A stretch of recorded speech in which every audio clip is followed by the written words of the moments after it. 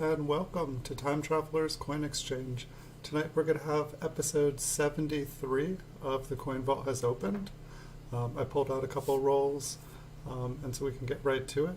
I have one coin here that I pulled out of the first roll, and I'll start to get this roll here ready.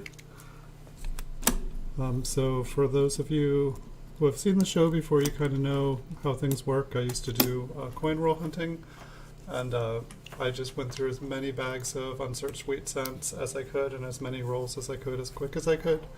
And I put these coins away thinking that they were the best. Some of them have been clean, some are damaged, some do have errors on them, and some are pretty nice. But this is the first time I've really been able to look at them in the 10, 15, 20 years ago that I put them away.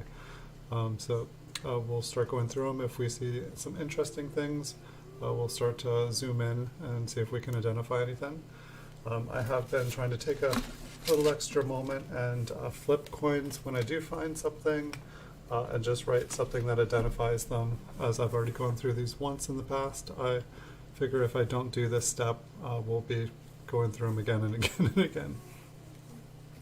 So this one here was the top of the roll. It looks like a 1944 P. It had some really cool color on it. I believe it has been cleaned. We can take a look at the reverse. This actually looks almost purple to me when I look down on it. My camera doesn't, well, there's a nice big scratch on it. So like I said, I haven't seen them. I am guessing that this one, you know, kind of looked purple, kind of looked nice when I saw it.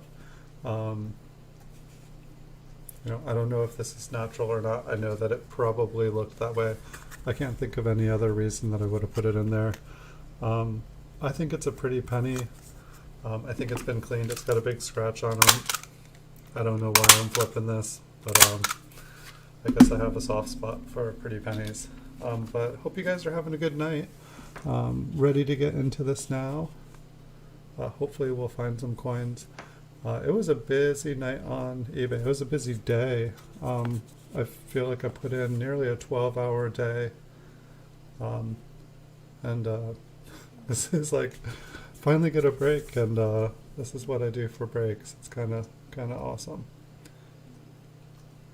So it almost looks like there's a little bit of machine damage on the 4 there, a little bit of doubling.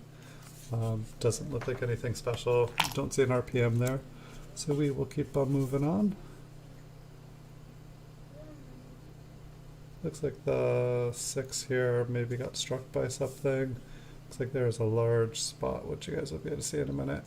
Otherwise, looks like an uncirculated 1956P.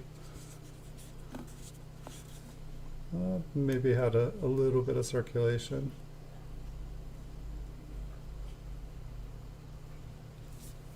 I'll put it in a flip. It is definitely a nicer example of a 1956P, even with that dot.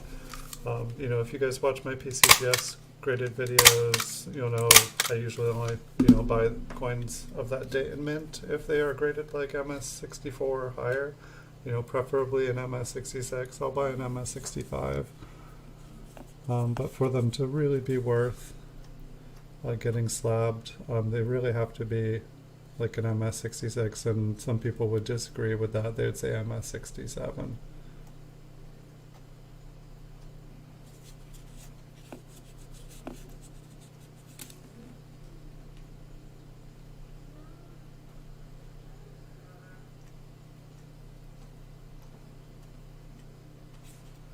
It sounds like there's a helicopter outside. I'm not sure what's going on. So here we have a 57P. You know, this looks like a high-grade AU maybe. It looks like it's got a little bit of wear on the chin and cheek there, so I don't think that this is a brown mint state coin. No mint mark to check out. I didn't see anything else. Hey, Sav Weber. Welcome. How are you doing tonight? And so it looks like we've got a 1955P. Looks like most of this roll has been Philadelphia here. This one does have a couple little die chips over on the left wheat ear. And I find people do like to collect those. I'll put this one in a flip, and I will label it chips.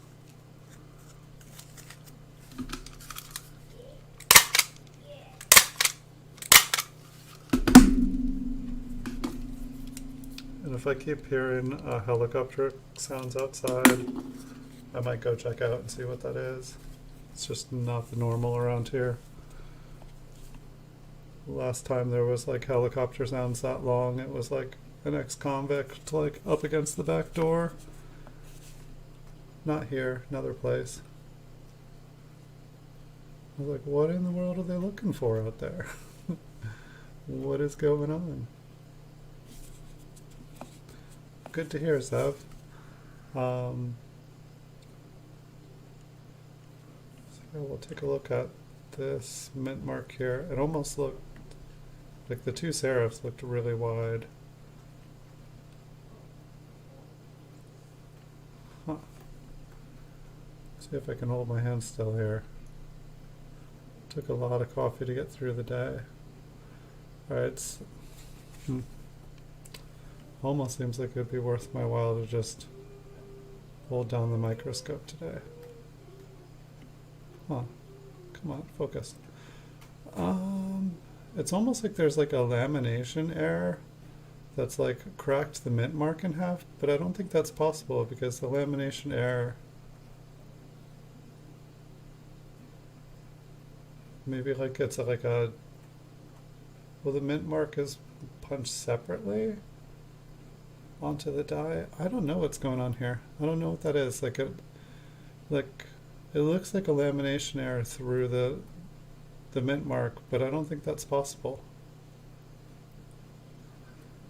Like when I've looked at it, I wanted to say it was an RPM until we zoom in, and now honestly I don't know.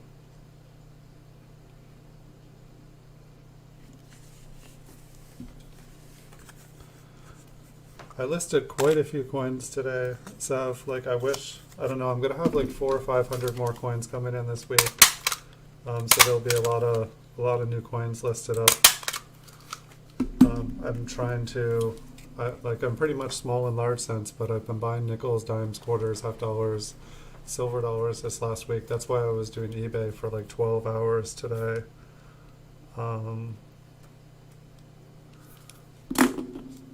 So there will be a lot of new coins. I'm just trying to like fill in all the other categories and expand.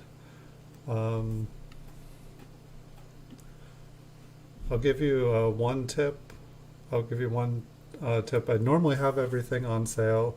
I actually have everything on sale for 32% off, which usually 30% is the most I have things off because one thing I don't know, I'll give you an eBay tip. If there's something you want on eBay, put it, and it's like a buy it now. Put it on your watch list.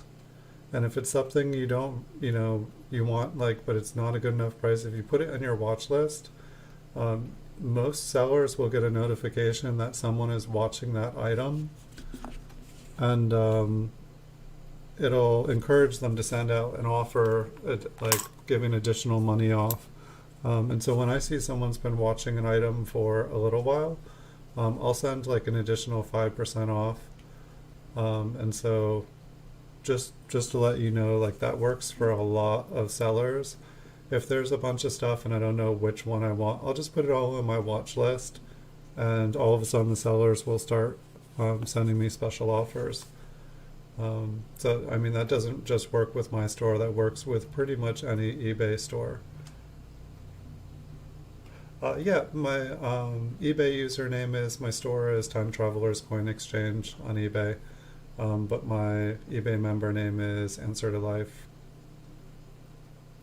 I almost want to change it to Time Travelers Coin Exchange, but all my other paperwork has Answer to Life on it. It just seems easier to stay with Answer to Life.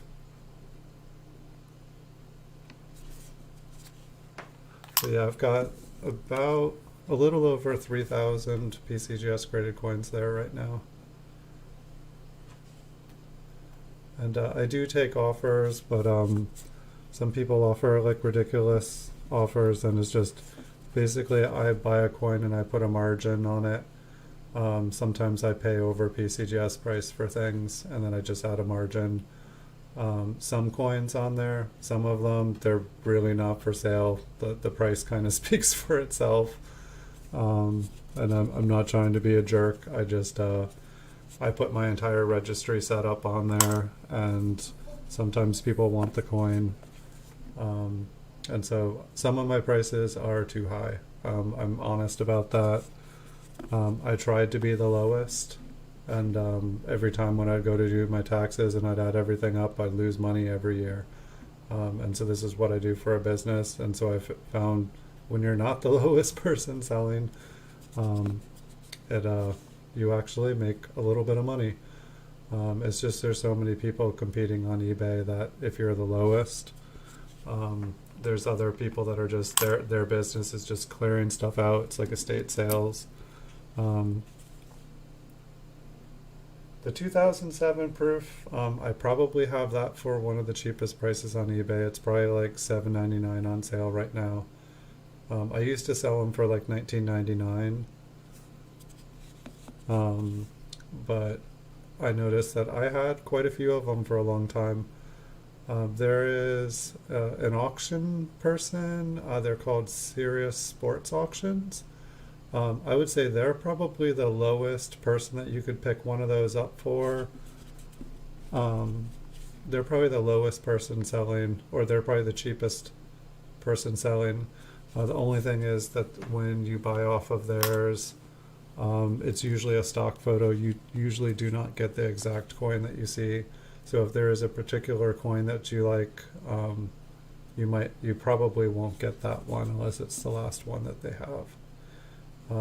But for the things that I ship out, it costs a little over $3 to ship out with first class tracking. And then there's the eBay fees and the maintenance fees and PayPal fees and everything else. So I've got to buy the item and then throw all of everything on it. But the 2000, that's probably the cheapest thing I have in my store. And I love them. I love the modern proof ones. I bought a ton of them. And they're I like them because they help me finish my collection. I think that they're beautiful coins. They're well made. But as far as, I wanted to have an inventory of like 20 of everything in my business, just so I never ran out. But I never run out of them. So I'm just like, I don't need 20 of these. If I start to run low, I can just go and buy more. This one almost kind of looks like an RPM. It might just be machine doubling. Like the bottom serif looks like it's split. It doesn't look like it's split all the way at the top.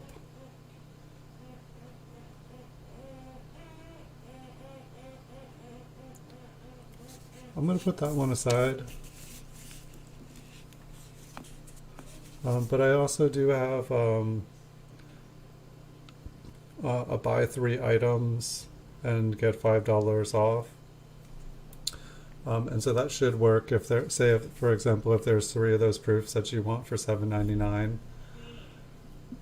then it would be another $5 off. Like it would be like, what, $23.97 minus 5, so it'd be like $18.97 or something for 3 of them. I have most of the dates.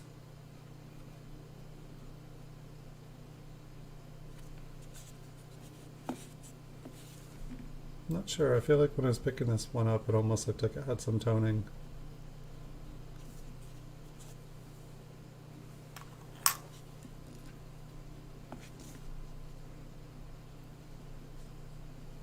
This one looks pretty bright and happy. 1958p. I would say this is the happiest, brightest coin we've gotten to see tonight. I will put it in the flip.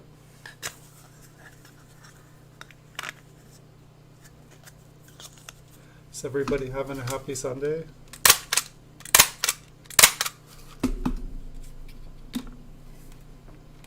Give me 1 second. I just want to check something.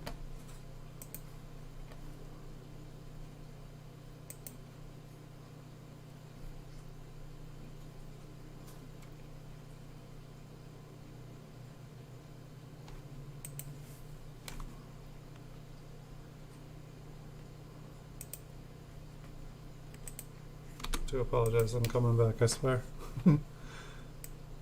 Alright. I was having like pop up, pop up, pop up. Just needed to turn something off so that I could see the coins we're all looking at.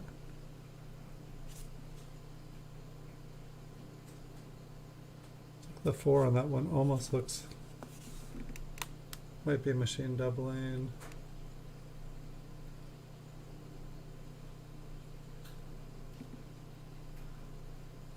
Almost want to check out that wheat ear. I think what happened there is it got cleaved off and kind of, it almost looks like it peeled back on the coin. If that happened after it was made, that would be damage. If it was happened and it was struck onto there,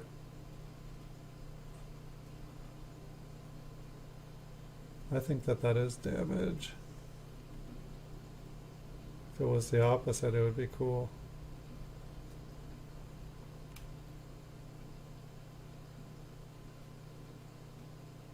I think it's been cleaved. Does one have a mint mark? Yes. Check out the mint mark while we're still up close.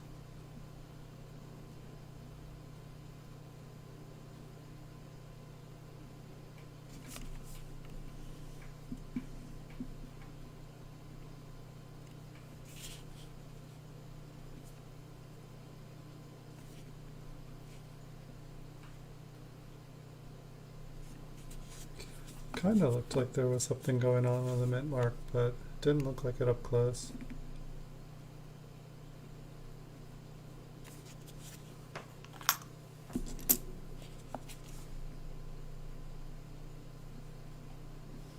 I feel like we've been finding at least one clear RPM a night, and I feel like if we can keep that on a roll, that would be really cool.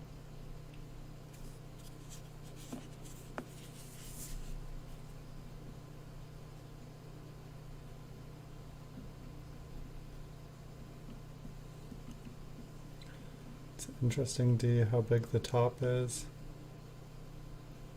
and just how very small the bottom is.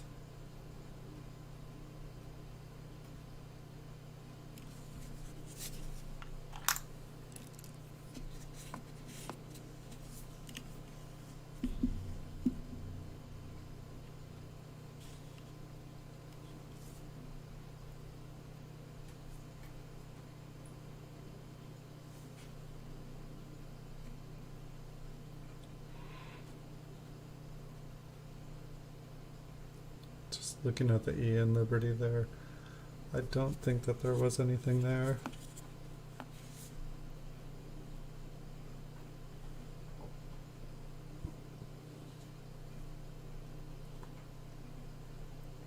Trying to tell if that is actually a wheat chip or a die chip on the wheat ear there.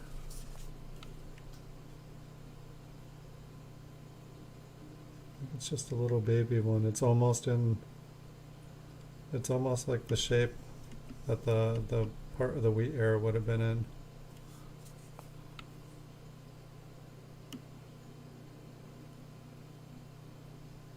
Just a little baby. I'll flip it. Hello everybody. I know it's Sunday night. We should all be sleeping. I know that there's at least a few of you guys who are going to be up, even though we should be sleeping.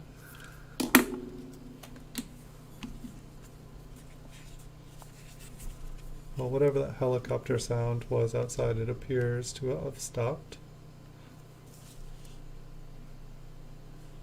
It's kind of nice. The universe is giving me a little break.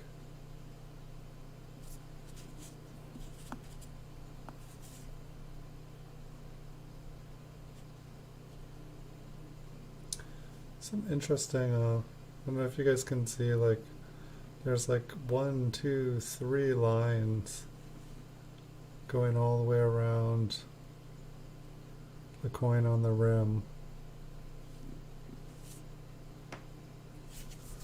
I'm just curious what that looks like up close. I'm not sure. I've seen like one little line going around. But this has got a lot.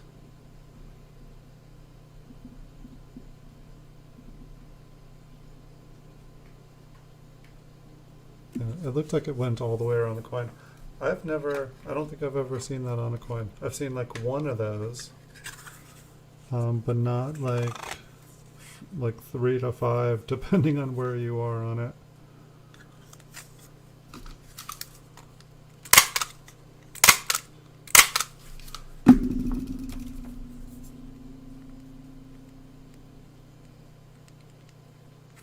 I'll just write odd rim on it, and then when I'm trying to figure out what on earth this could be, I will at least know what I was referring to when I flipped it.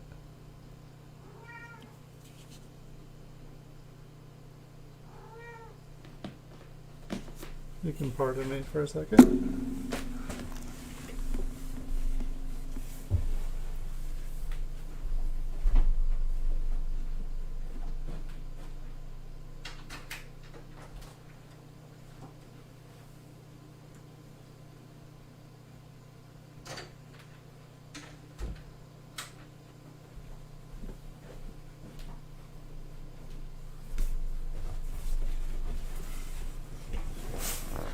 It's not one thing, it's another. Better than a helicopter.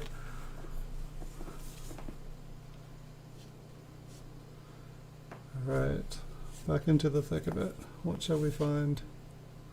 What do you guys all want to see? What should we manifest that we find tonight? Something cool, I hope.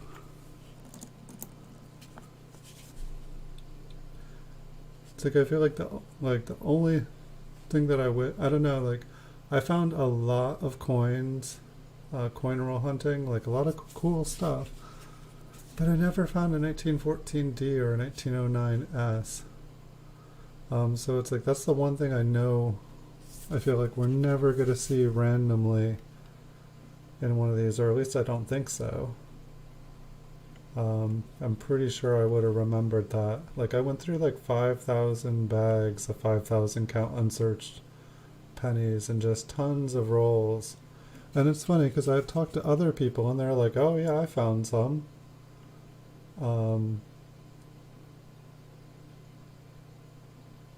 That little notch on the 4 there, or like on that one right there, in between, like the northeast corner of the cross in the 4. There's just this little nub. I'm guessing it's just machine damage, but I guess I'm trying to point that out in case somebody knows something I don't know.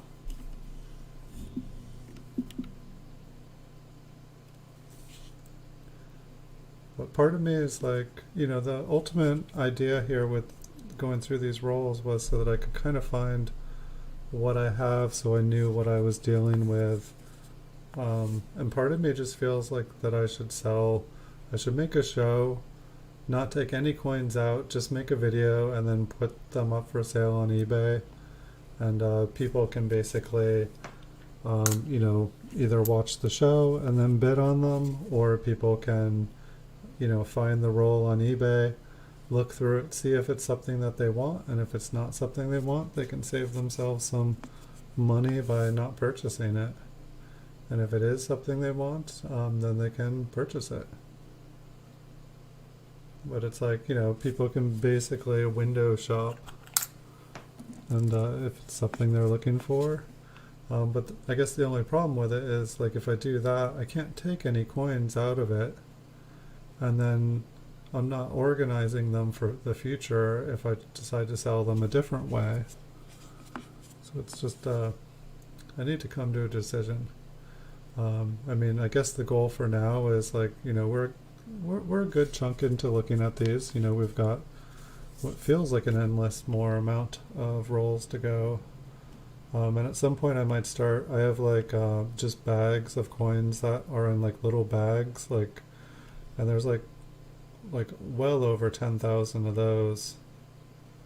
But I feel like a bunch of those were like really, really nice ones that like I didn't want being touched by another coin, so I put them in a little bag, and part of me just wants to get them out of those bags because I feel like that they're probably not the best home for them. That mint mark just looks massively huge. 52. And it's funny, we were seeing all those 1952s with like a notch at the bottom of the two. And I was like, I'd never noticed that before. And here we have a 1952D with no notch.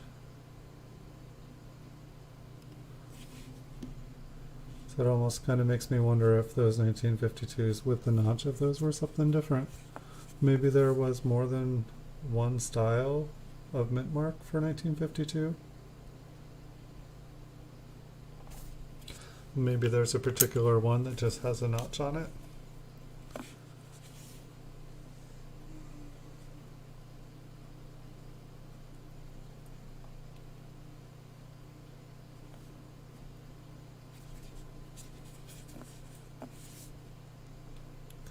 I think this one has been cleaned a little bit on the reverse. Really nice details.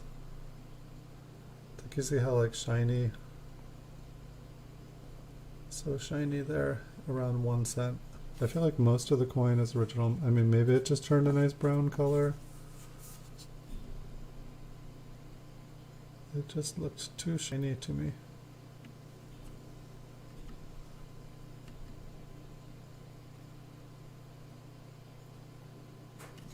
It's like a really thin S on that.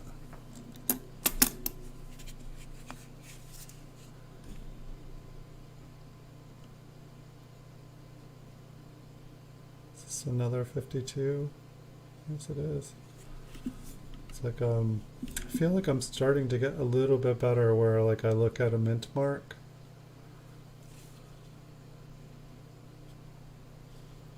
and I'm able to kind of guess. Like same with if I look kind of like at the D and the W and the E, I feel like I can sometimes tell if, more than often, if it's a 1957 D when I'm looking at those. I'm starting to notice just the subtle little things. It'll be fun, like someday in the future, maybe like I'll be able to have somebody cover up the date on a bunch of random pennies, and then, you know, quiz me and, all right, what's this date? What's this date? And I'll have to look at the pennies and guess what the date are.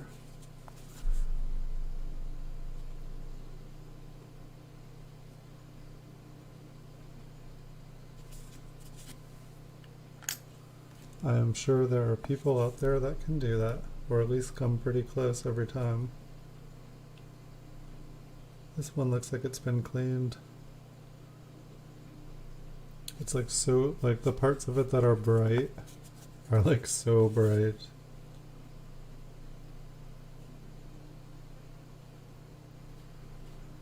Just too bad. And we know that's not a proof coin because I think, what was that, in 1944? They didn't make a proof cent in 1944. It's definitely nice now that I'm beginning to know, you know, like I might have thought that that was a proof coin when I put this away 15, 20 years ago, because it, you know, just the surfaces just didn't look like a normal coin.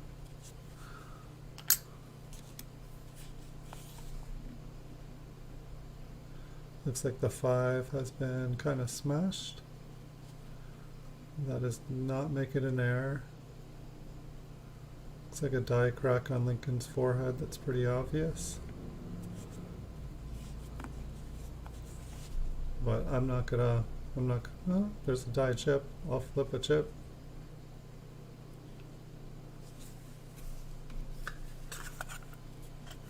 Seems like oftentimes by the time you get like, once you start getting big die cracks on the front, I feel like somehow the backs are getting chipped as well.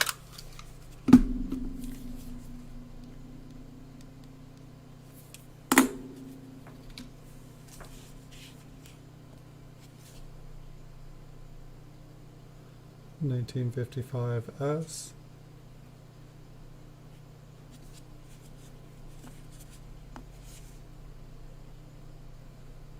Pretty decent fingerprint on the reverse.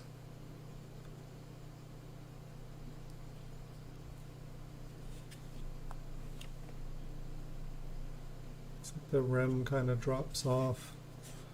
How'd the front look?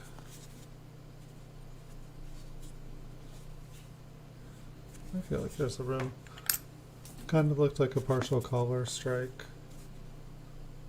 Maybe it was.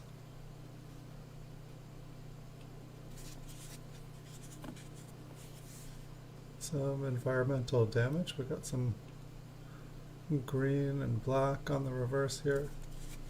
Not what we're looking for. We'll keep going.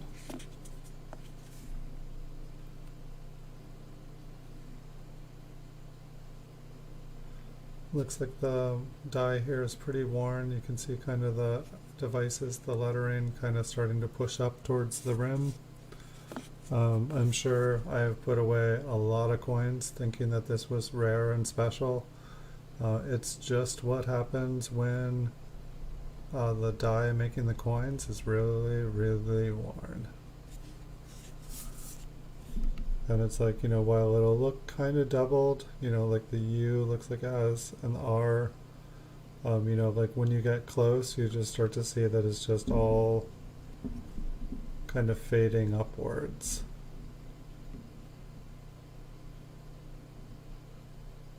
There's, you know, probably at least one letter that looks, you know, kind of cool and doubled.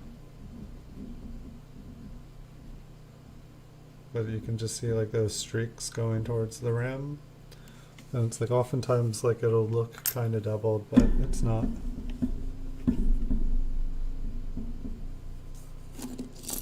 If only someone had told me that. A bunch of these coins could have gone back into circulation and the banks wouldn't be having these coin shortages right now. Somebody was telling me today that the banks are paying customers to bring change in. Like, please, please, bring us change.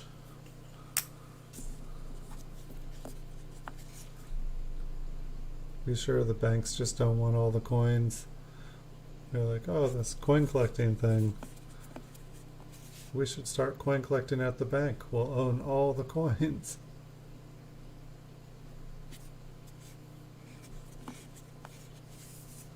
Banks have decided to get into coin dealing. Wouldn't that be interesting?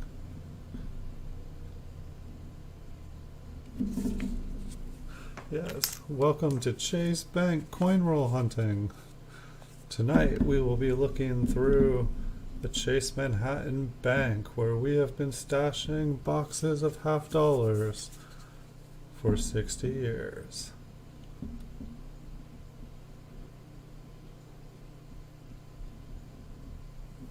I think this one just has a bunch of gunk.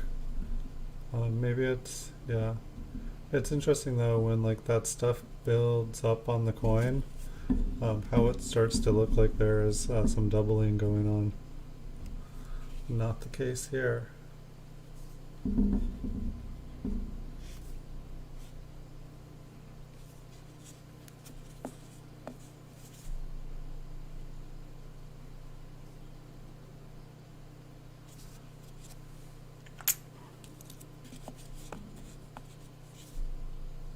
I'm looking at the microscope and I think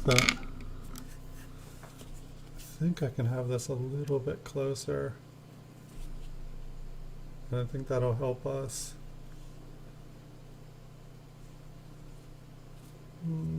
Maybe.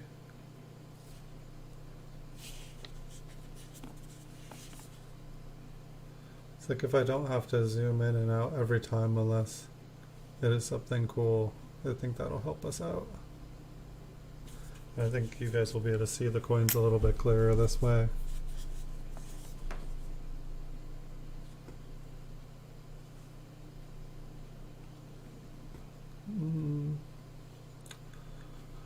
Something happened to this coin. Maybe a science experiment. It's got kind of a blue silver look to it. Maybe someone was like trying like a copper plating experiment. It does have pretty good details. To me it looks like it's copper inside. What's the date? 4060.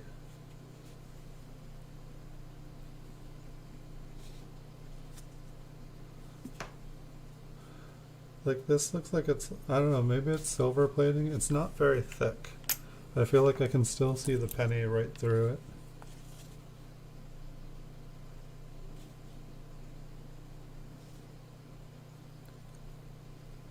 I guess I could, no, I'm fairly certain that is copper inside. I was gonna say I could give it a magnet test.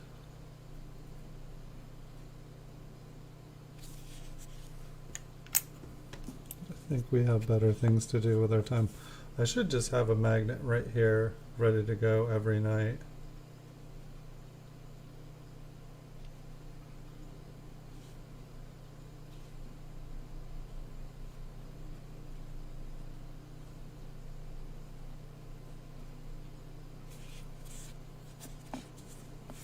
It's a fairly decent looking coin. I know when we get up close with the microscope, you can see every single little error in the coin. It is just the nature of, like, normally a lot of those things you wouldn't even see them.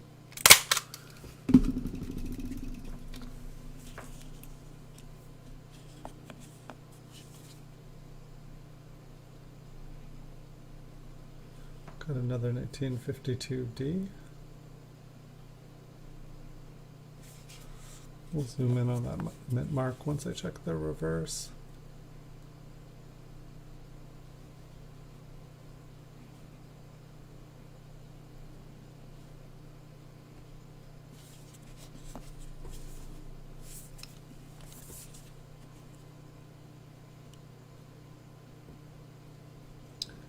I do not think we have anything here. I think I would have been able to see it there. I feel like we found one kind of like this, but it's like if you look at the shine, the way it looks like it's just been marked there several times.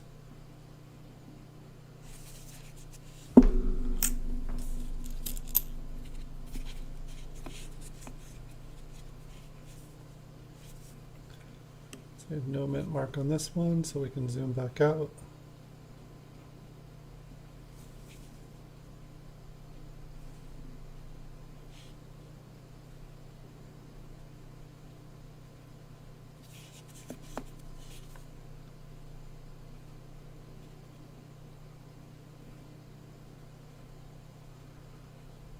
Nice little scratching. Not necessarily nice, but I don't think I see anything on that mint mark. It's like interesting how glossy the coin is. I'd like to know exactly what gives a coin. I mean, to me it's like it's like, you know, when you like put like mineral oil on a stone, it kind of has that like eternally wet look to it. That's what coins like this remind me of. It's like they're usually a nice brown color, and then they have that gloss on them.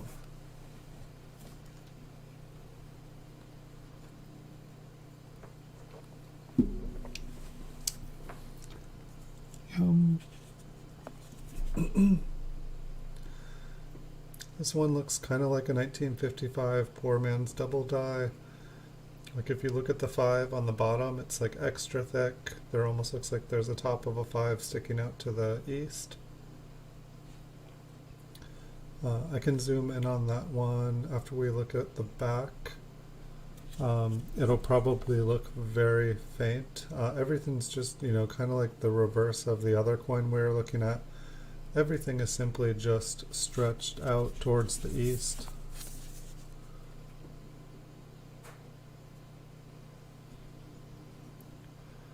But you definitely can see some extra thickness.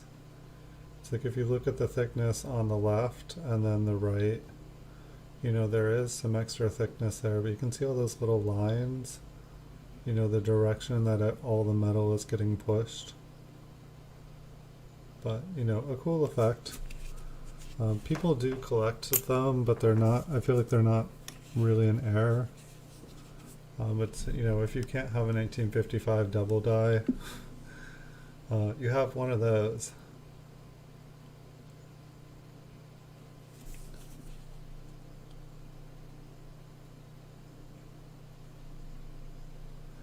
And I think there kind of looks like there is some machine damage on this 1952. We can take a closer look. It looks like the date on it was getting stretched out, kind of like the other, or more like a machine doubling than a stretch, I mean.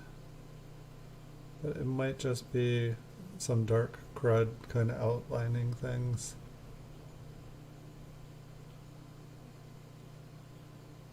I think it's some machine damage. Like if you look at the bottom of the 5 there, it kind of looks extra thick, and there's almost like an outline around the 9 here.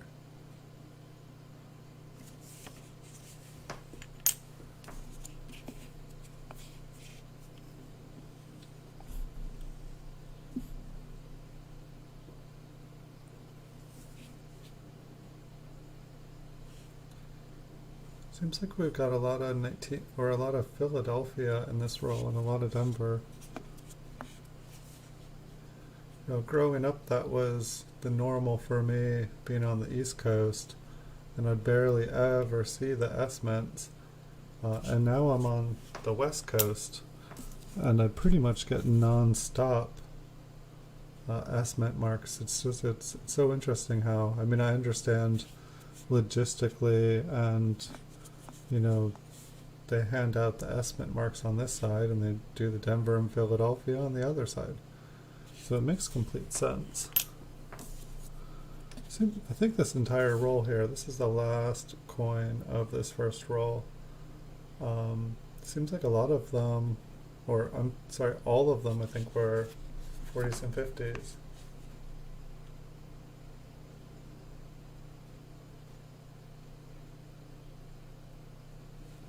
Nice. It was a big day on eBay today, Andrew. Welcome, by the way. Good to have you. I bought a lot of coins, like too many. I still have quite a few to pay for. Normally I have about $100 in my bank account. Like now I have like nothing. Hopefully I'll get a couple more sales tonight so I can pay for everything before I go to bed. But yeah, it was a pretty crazy day. I bought a lot of coins. I did get to post that I did get the 1936 proof that I bought today, and I got that one posted up on eBay. It was pretty, it's genuine. It is not a gradable coin, but it had a little bit of color, had a little bit of toning. I was happy with it. I also won a 1939 proof, or proof 66, 1939 wheat cent, and so that was kind of cool. I also got a new coin that I had never got before. I got a proof 69, a 1962 proof 69 cameo. I think it's the highest grade 1962 I've ever had. I didn't even notice it. I'd run over it in the auctions, and then I stumbled upon it again today. And so that was pretty cool. It was funny, like it happened on the carpet, but it was like within 2 minutes of the 1936 being out of its package, it totally fell on the ground, um, unmarked, unblemished. Nothing happened to the slab, but that like never happens. I'm like, all right, I get a nice coin, and it falls on the ground. It was meant to be. It's probably already gone. I really want to pick up that other 1936, the toned one. It's the cheapest one on eBay. I almost wish that I hadn't gotten the 1939 MS66 today, or Proof 66. I wish I had just saved up a little bit and justified buying that other brilliant coin. That might be tape. Almost looks like a lamination error.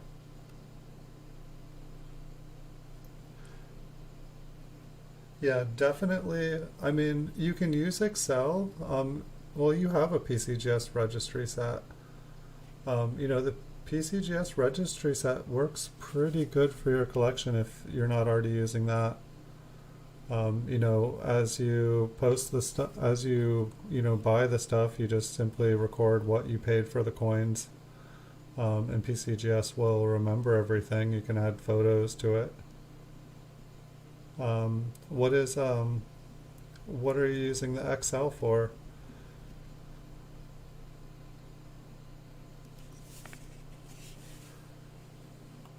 And I totally meant to try the piece of paper again today. I think I even got some tissue paper in a package today. But I was meaning to like try making a light box out of the PCGS boxes. Just stack them up with a piece of paper on the top. It seems like it would work. I'm not sure if my light would be bright enough to shine straight through it, but it's worth a shot. It doesn't take a lot of work to set up, that's for sure.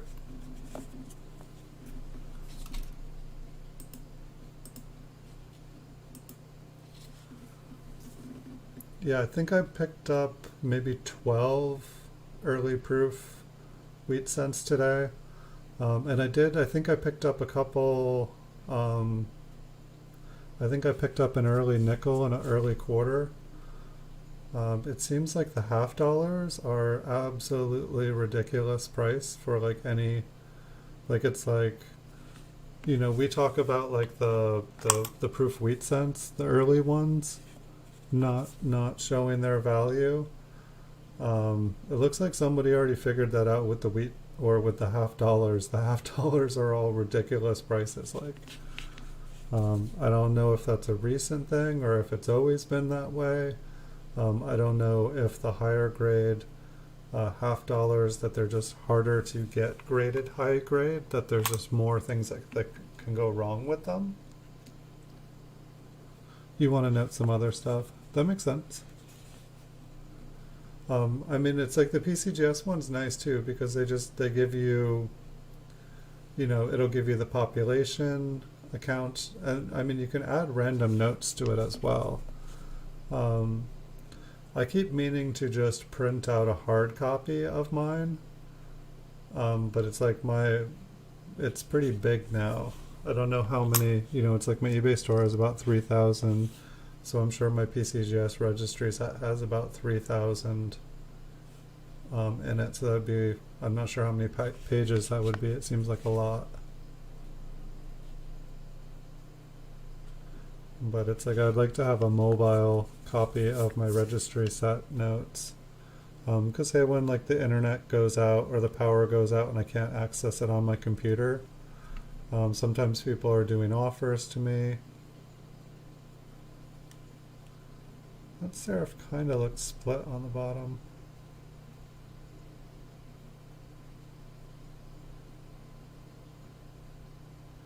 It looks really big.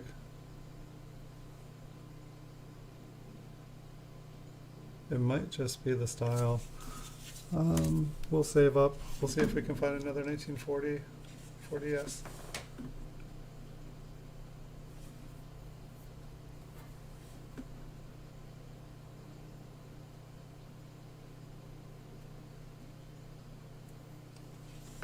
Right. What do you think about PCGS putting like the RDFI chip or whatever the little microchip is in the coins?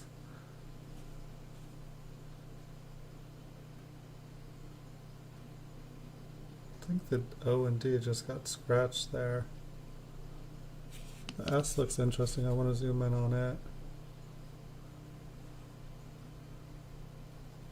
Yeah, it is definitely. I feel kind of weird having like a letting a company know exactly what my coins are, or like what I have, how much I paid for them. You know, it's like they, could share that information. I'd like to think it's not being shared, that it's just being used for the registry. Yeah, and this one here looks like it's probably machine damage around the S.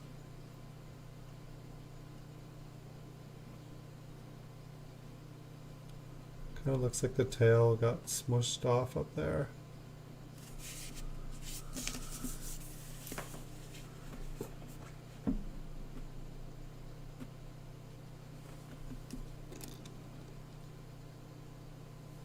Yeah, I haven't tried the chip. Do you just hold the phone close to it and it like says if it's real or not? I figured it'll probably be used to track the location of the coins. Like it's probably more. Is that like a die crack? I mean, once you start putting like a little chip like that in it, it seems like other electronic devices can read it and kind of scan a household and, like add up, make a little, this household has this product, this product, this product. This business has this product, this product. This business could use more of this product. But I mean, my goodness, we have so many devices, like, it's like privacy almost seems like a dead word. This one definitely looked like it had some machine damage on it. Sorry, that one made me laugh. Wow, look at how messed up that S is. Like it's like totally doubled from the machine damage. Then there's just like a chunk inside it. That 4 looks pretty groovy. And the 8 just has a little humble notch.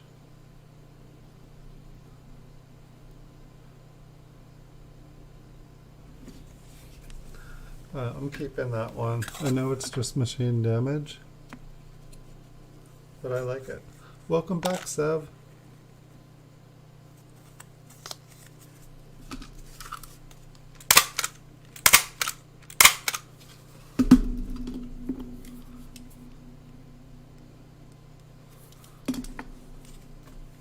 I guess I'm just gonna write like MD for machine damage on coins like that.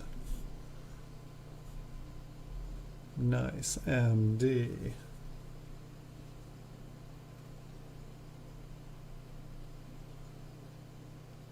I feel like this 4 has some too.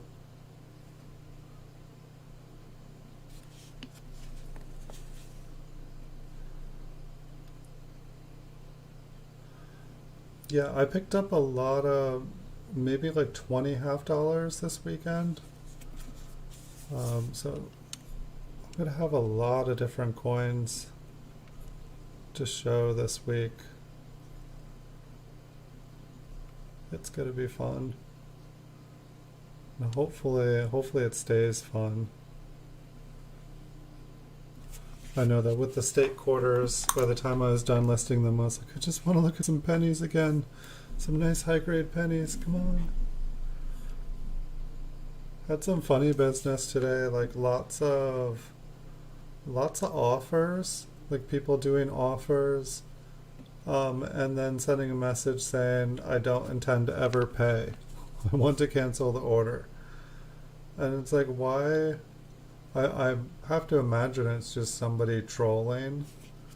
But it's like, why would somebody make offers on a coin and then when you when you accept the offer, be like, I never intend on paying? Is it like eBay saying like, help us ban this person, or like eBay's testing me to see if I will like, help make eBay a safe place and like file an unpaid? I don't know. It's like, I know that people make mistakes when they'll buy the wrong coin, or like they'll check their bank after and then they'll be like, I can't afford this. But like somebody's like, I don't ever intend on paying for this coin. It's like, I just don't understand what they're thinking. I have to think that it was just somebody being fresh. I mean, but it definitely, like, I'm used to it happening. Like, I'm just like, okay, um, okay, and I move on, because like, if I like, get hung up on something, I mean, a lot of people on eBay, they'll just be like, I'm sorry, you entered into a contractual, can't say it tonight, contractual contract. And even before you send an offer, it says, you are legally obligated to pay for this. If you send an offer, like you're entering into a legal contract. And so it's like, I know that people know what they're doing, but it's also easier if somebody's unhappy or whatnot. It's easier to just cancel the transaction. But it's like, I don't think eBay likes it when you cancel a transaction. They want to see you finish a transaction. If somebody buys something, they want their money. Anytime you work it out with someone, they don't get their money. And I think that's what they want. But I don't know if like somehow, it's like, I always say like, buyer wants to cancel, because I know it does not. If I do it, if I like say the item's out of stock or something like that, that's no good. eBay does not like that.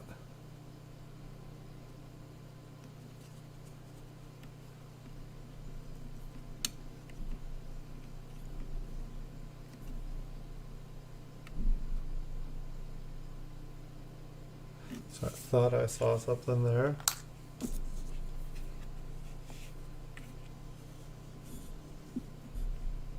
But sometimes I feel like people buy stuff, like say someone has something up for auction, they'll buy a bunch of the items that are just like the one that they're selling. If it's something that's kind of rare, they'll buy them and then cancel their transaction, so it looks like there's a lot of activity for that coin, and so that their auction will do better, and then they just cancel the items.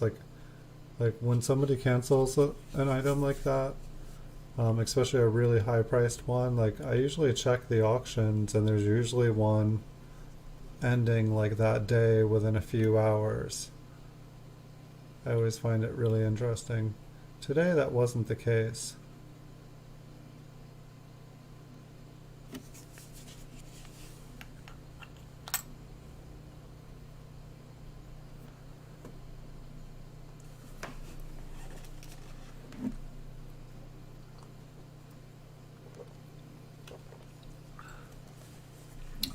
I might save in about a week. I have about 500.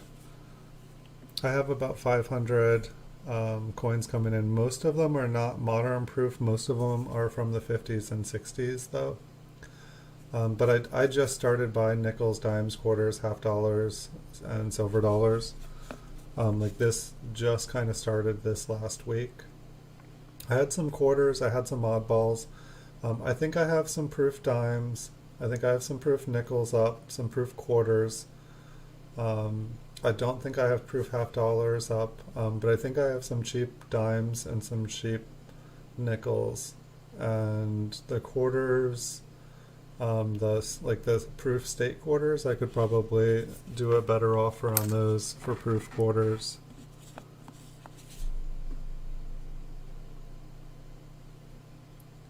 but I might be just down. I'm not sure. I might just be down to like modern proof 70 dimes now. I'm not sure.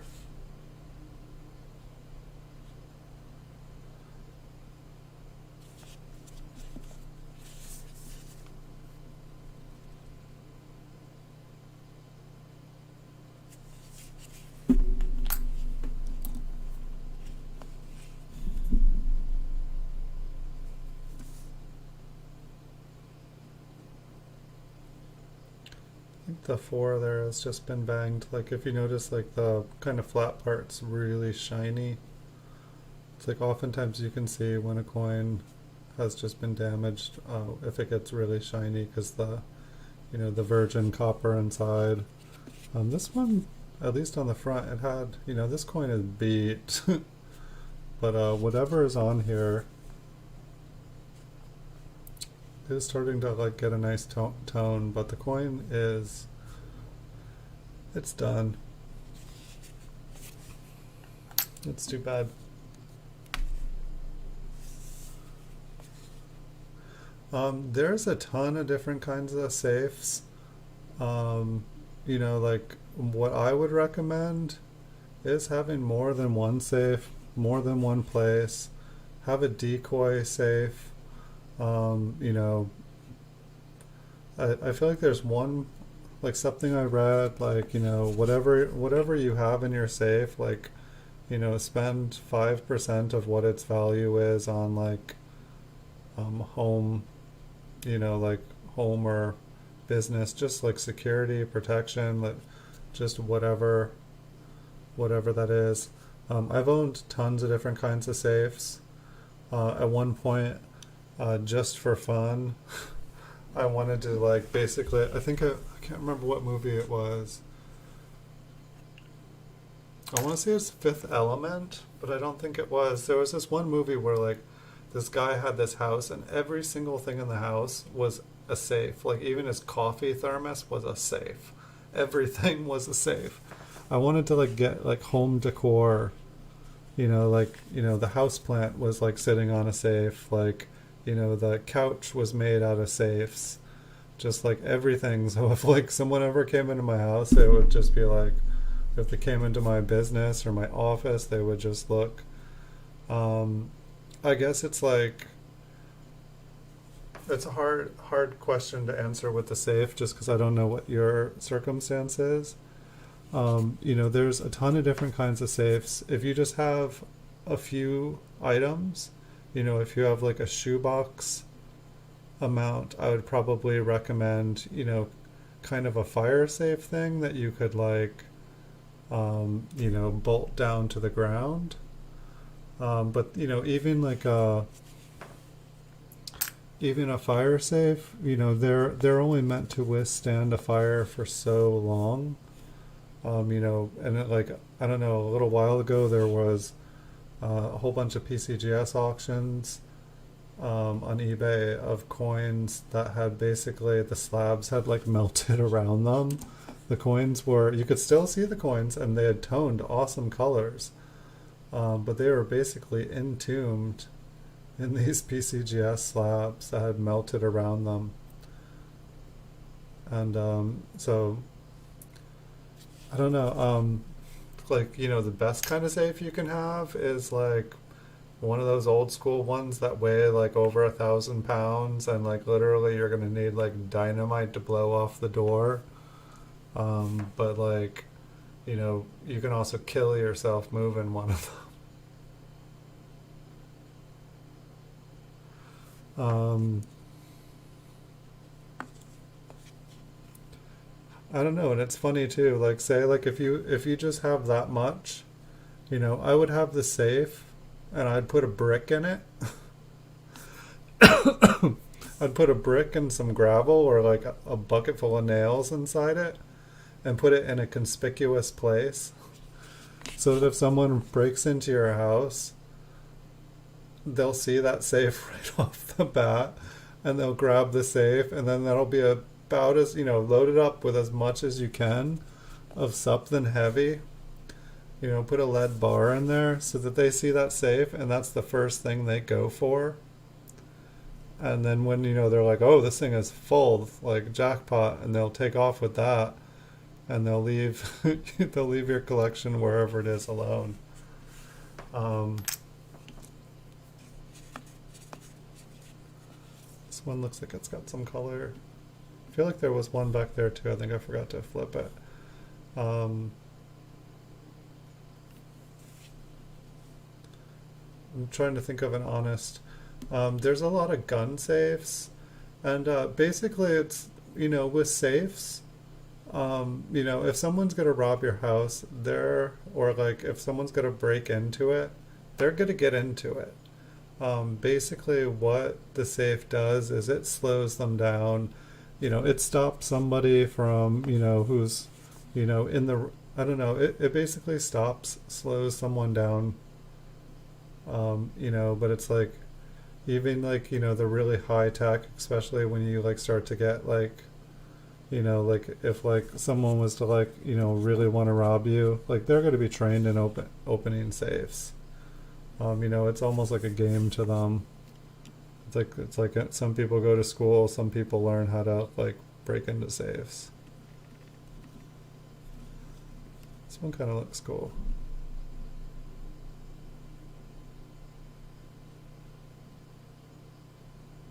Yeah, I'm not sure really what's going on with this. Sure is shiny. I mean, I don't think that is. I mean, it's like, so, yeah, and it's, if you get a bigger safe, just load, whatever extra room you have it in, if you can bolt it down, get one that you can bolt down, add as much extra weight to it, so that if somebody tries to take off with it, if they don't have the time to deal with it there, that it's gonna make them work for it as much as you can.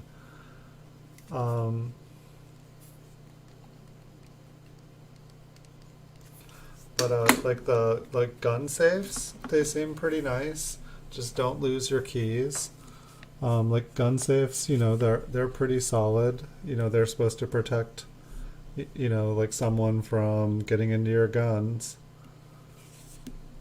Also, if you get insurance and stuff, insurance will probably want that you, lock them in something. They'll want that you have them in a room with a locking door. They'll want you to basically take every precaution you can. I had like a 9 to 1,200 pound safe that was like super awesome. I just got tired. It almost killed me enough times. It almost killed people enough times.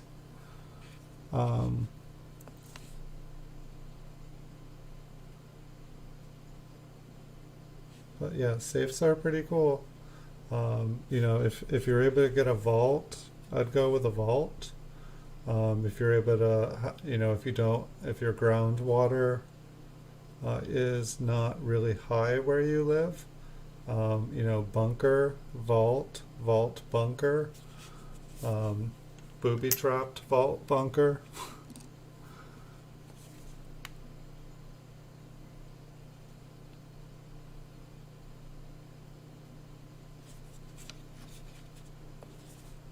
This would be my recommendations.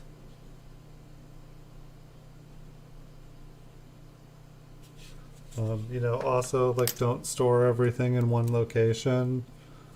If you're able to, have multiple locations where you can store things.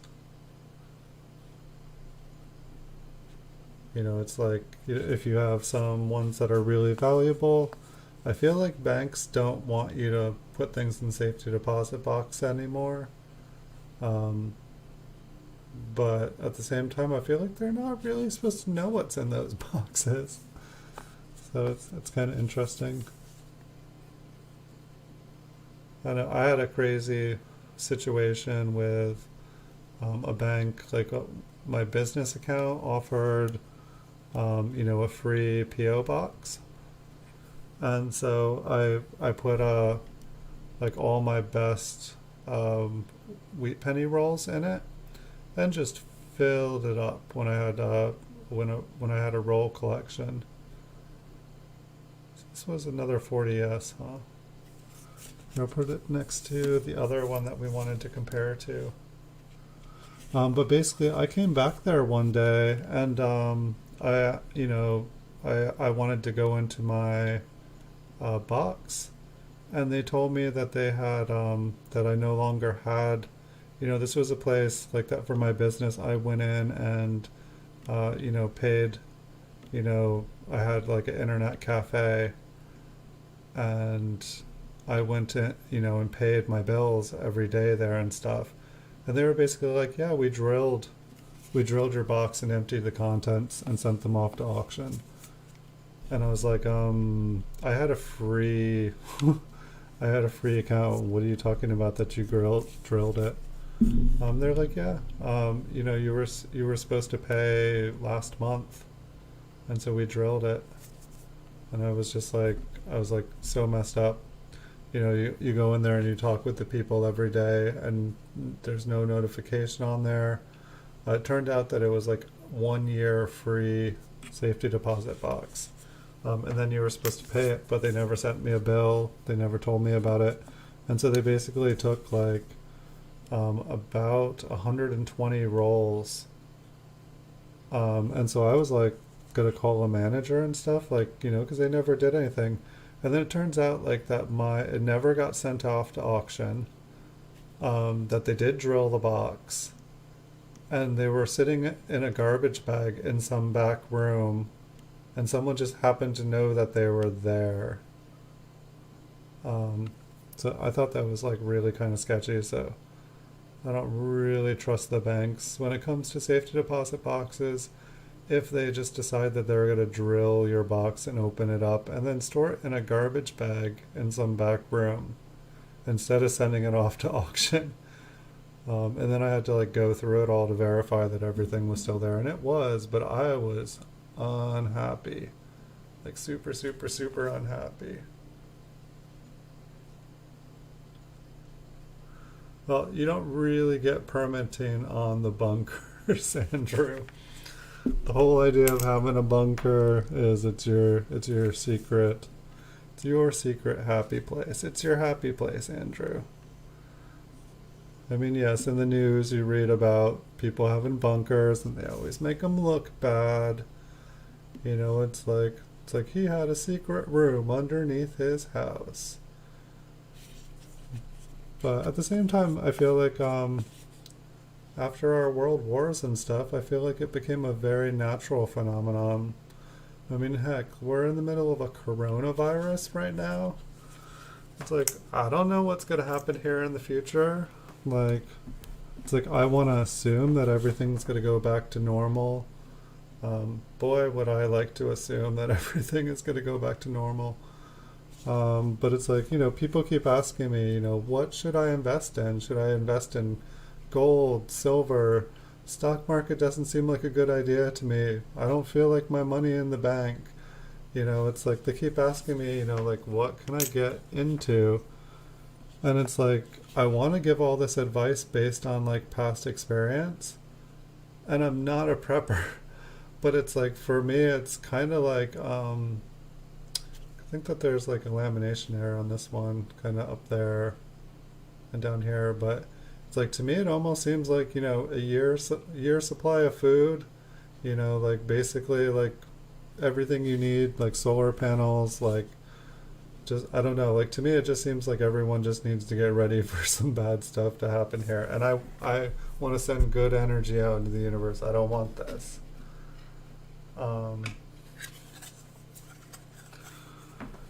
But oh boy, like the world just, it doesn't seem like anyone's trying to fix stuff. It seems like the population is like, I'm special, I'll do what I want. It seems like the government's like, nothing's happening, everything's magically fine. It's gonna be all good, everybody. I just read the news these days and I'm like, I need another cup of coffee to deal with this.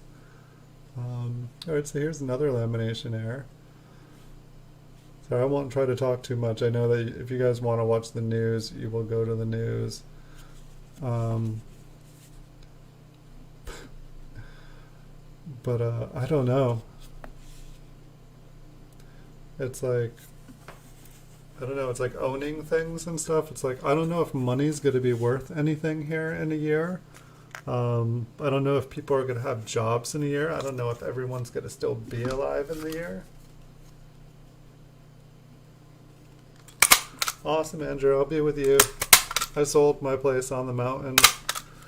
I had like 14 acres up in the mountains with like 200 fruit trees off the grid. It was awesome. I loved it. But I don't know. I traded in that life. Huh. We'll zoom in on that mint mark for sure. Interesting looking rim. I feel like I've seen that mint mark before. Different coin, same mint mark.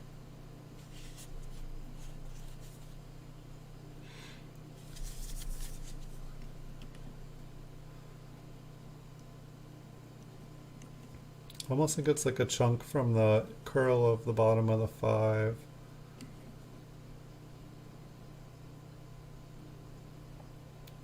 It's like the S is pretty far north. Looks like there's some glue on there. Maybe it came from the 9. Maybe that's the bottom of the 9.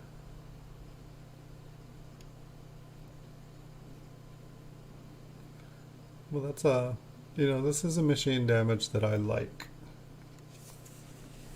I mean, like, one of the reasons I chose the coast is like, I don't know whether I don't know, it seems in my experience from life that the world is getting hotter.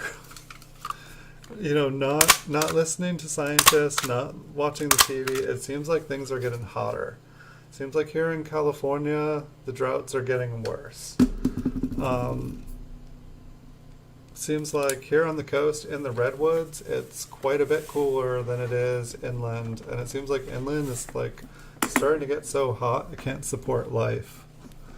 It seems like the rivers that Southern California steal from to bring water to the deserts, it seems like those rivers are in the, there's less and less snowfall, less and less snowpack, less and less rain, less and less precipitation.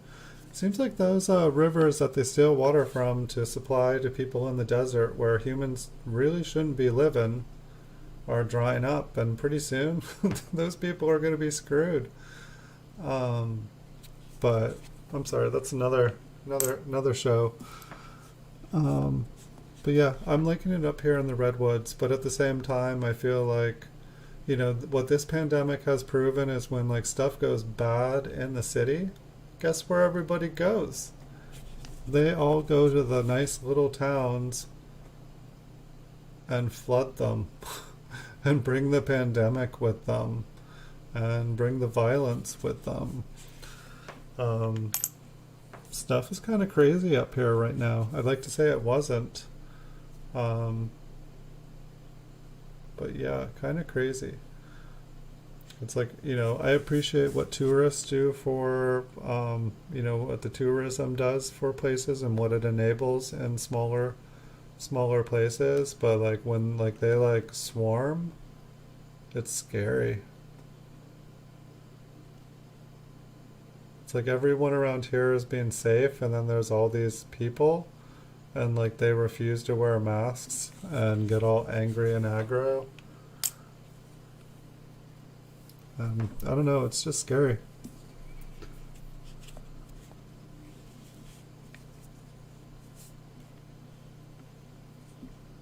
See if I can zoom back out here.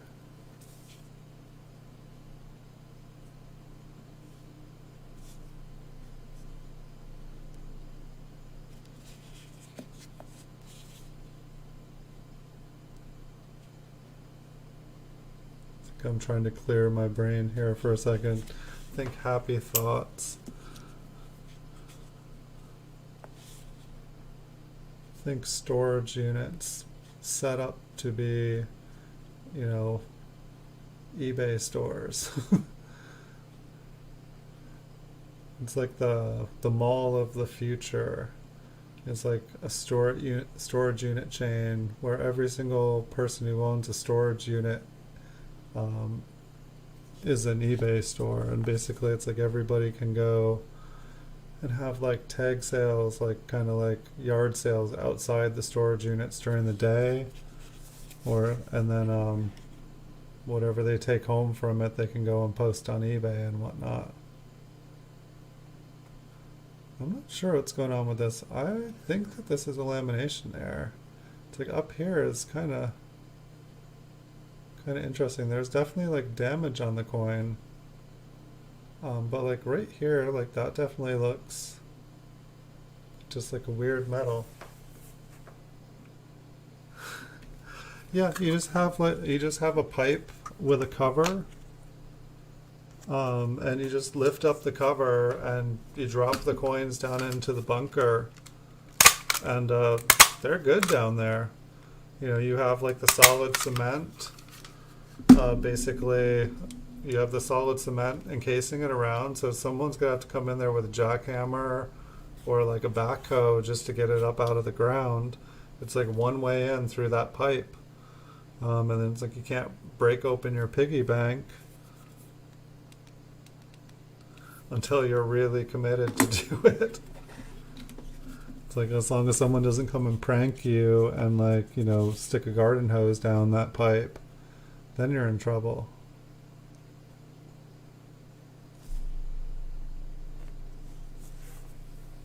I think we've got some more machine damage here. It almost looks so bright. Oh, we got a cud too. Hey! No, it's not quite the same one. It kind of looks like our dolphin shark cud, but it is different. It's in the same species though. This one, maybe it's like a whale cud. Here, we'll check out the rest of the coin.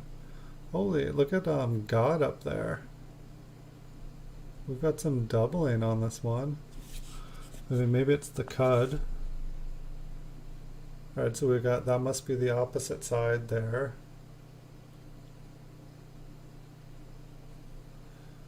Pretty nice clean looking coin. It's weak there, but the reason that it's weak is because there's a giant cud on the other side.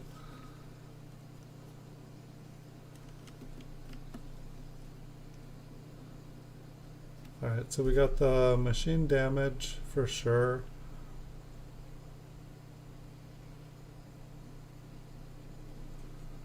I just want to check out this machine damage because you know I love machine damage. So I feel like this is what Chuck was telling me is like eject machine damage. But it's like I would have been so happy. I would have been like, I found a double die, like an awesome double die.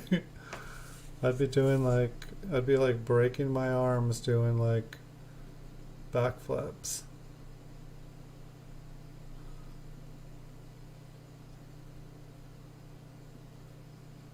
But cooler than the machine damage is this giant cud.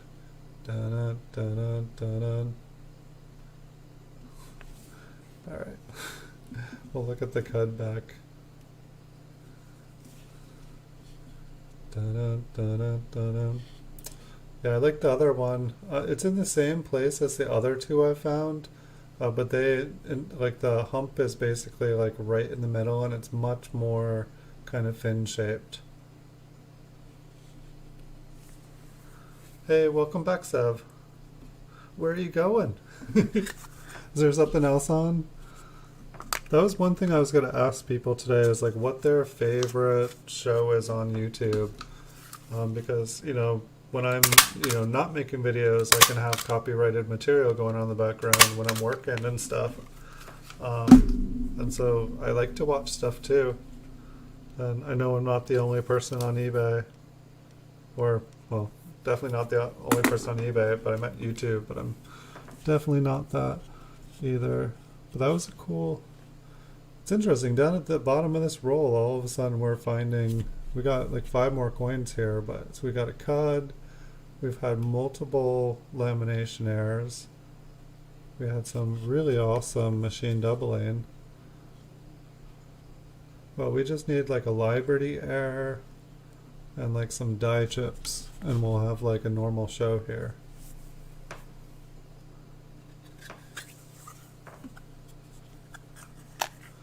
I mean, like, even better than like a safe is probably like armed guards.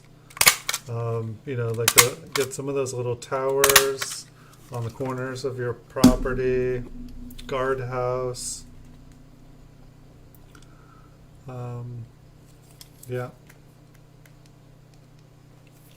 I don't know, I think I heard that it was like record gun sales like a week ago or something, like more guns purchased in a single day like ever in history.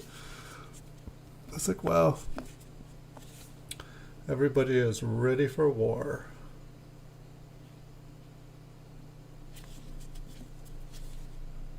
So it looks like this one's got another lamination error, just running smack through Lincoln.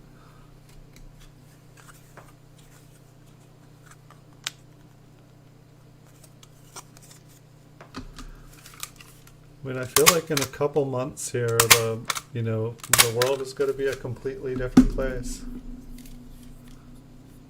Yeah, no, there's plenty of room down at Fort Knox. Like, as far as I can tell, Fort Knox is empty.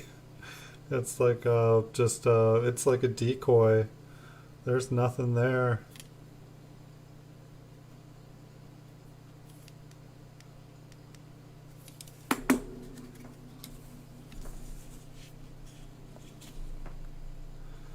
And another lamination error. That one almost looks like it peeled.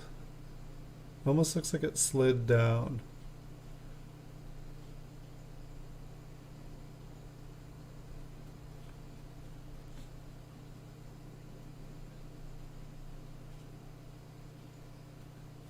It looks pretty cool though. Yeah, it's like when choosing a place to live, you can you can try to live really close to a police station, or get a house with neighbors that are all military. I think there's like, I don't know, like safes are good. There's a lot of ways to defend stuff. So got another lamination.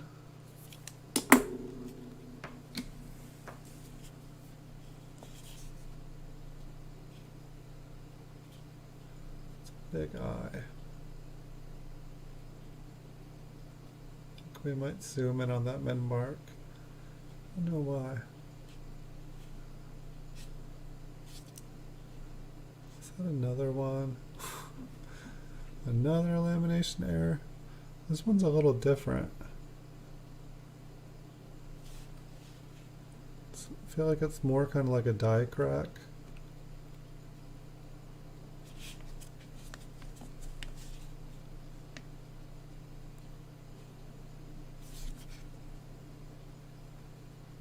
I don't know. Here, let me look at the front again after seeing all that damage on the reverse. I guess we can go in a little bit closer. And let's go a little bit closer.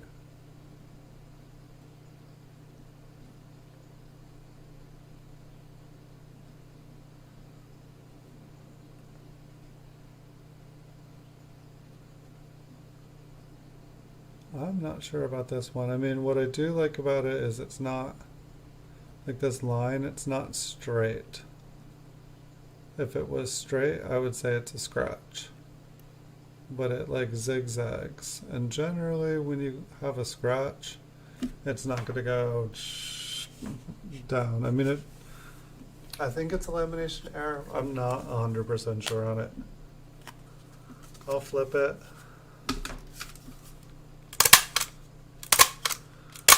Like maybe I should start another Instagram. It seems like you can have multiple Instagram accounts.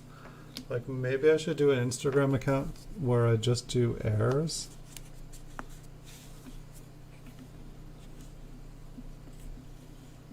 So I could start another eBay store where I just do airs. So many choices. It's so funny, like when you look at like the eBay stores,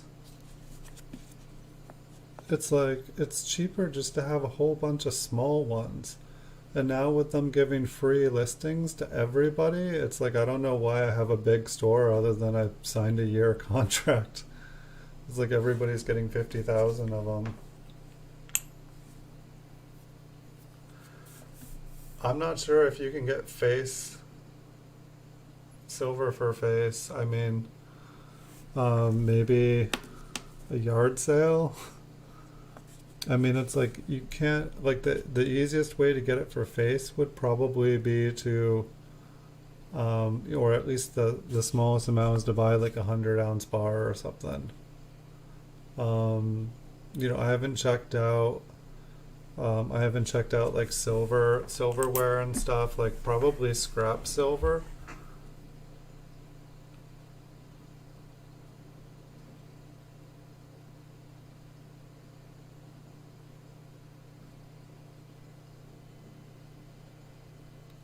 Yeah, this is true, Andrew. It's a little bit less for. It might go up though. I hear that. I hear that eBay with the managed payments. I believe they're going to be raising up the prices, and I think we'll know about that here in a couple weeks. But I believe that they're raising the prices. They're also saying that they're banning coins sales on eBay.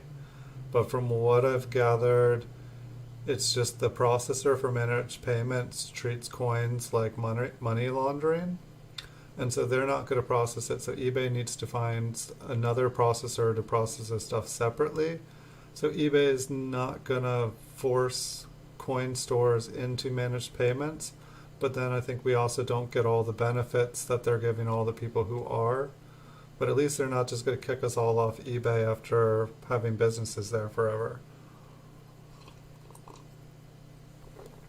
I think Silver Eagles have a huge premium right now. I don't know, one thing, like Eisenhower's are 40%, and I was seeing them go for really cheap, but I don't know how they are since it's only 40% silver. Here we got a nickel tube for our next tube here. Let me think for silver, what would be the cheapest way to get it right now?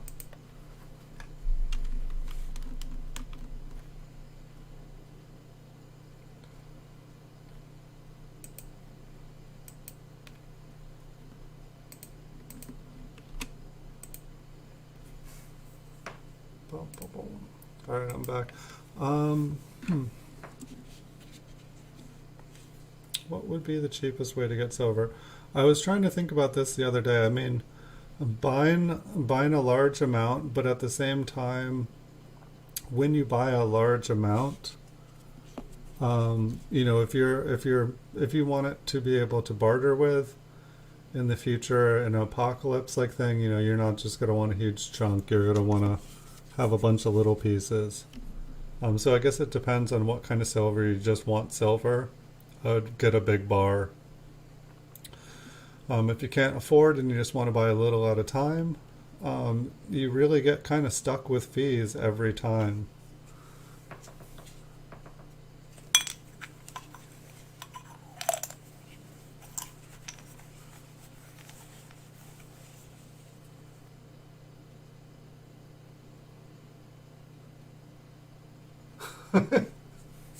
I like your idea, Andrew.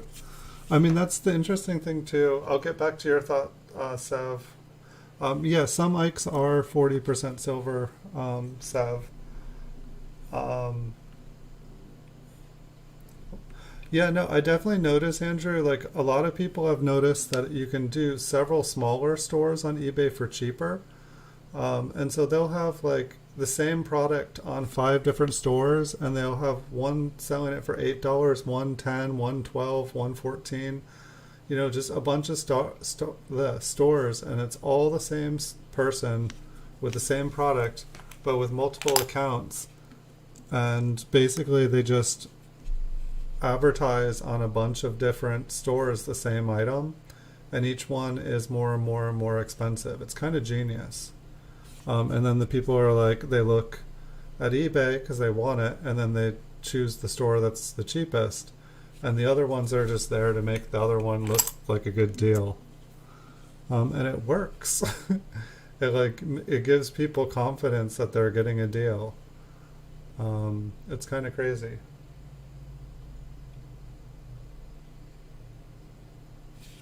But I mean, I think there's other reasons people do that too, not just trying to be shady. I think that there are, when somebody creates a business for tax purposes, I think that people will create a business and have it, buy all the products and then try to sell it by the end of the year. So every year they make a new store, and at the end of the year they sell off everything in the store. So they're able to make profit during the year, and then they sell everything else off for a loss, and then they can write it off in their taxes. I haven't done this, but this seems like what people do. It seems like most dealers, and I feel like tax laws have changed, so maybe it's not even something they do after the last year when they change things. But I feel like dealers used to take a loss on their inventory at the end of the year. That's not the way I do stuff, so I would always buy all the stuff that the dealers were dumping, because they would all just be trying to sell it at a loss, and I'd make money off of it.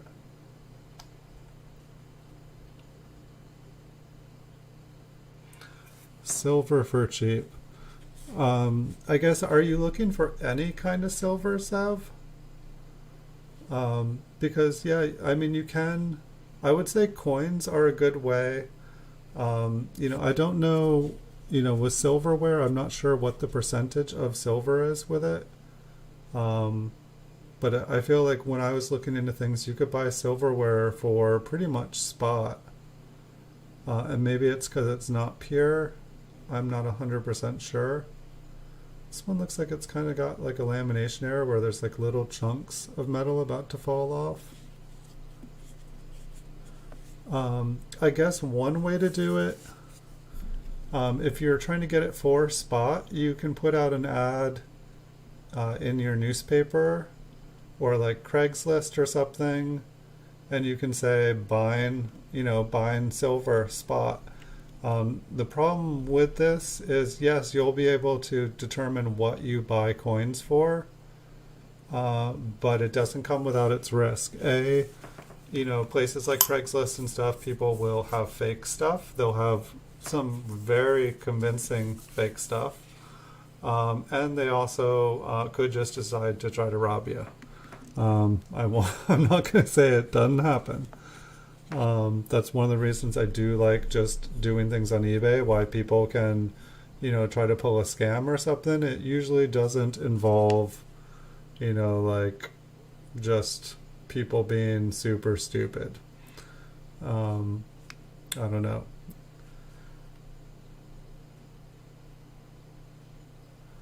So, if you advertise that you buy stuff, then that puts you in the dealer seat. But you also got to make sure that you're being, legit, or it's going to backfire on you. If people are sending you stuff, or you're meeting with people, you got to be telling them what it is, and then you also have to be sure for your side that it is what it is. I don't know. If you can create a good relationship with a dealer, sometimes they will give it to you for pretty, when someone comes and unloads stuff on their store.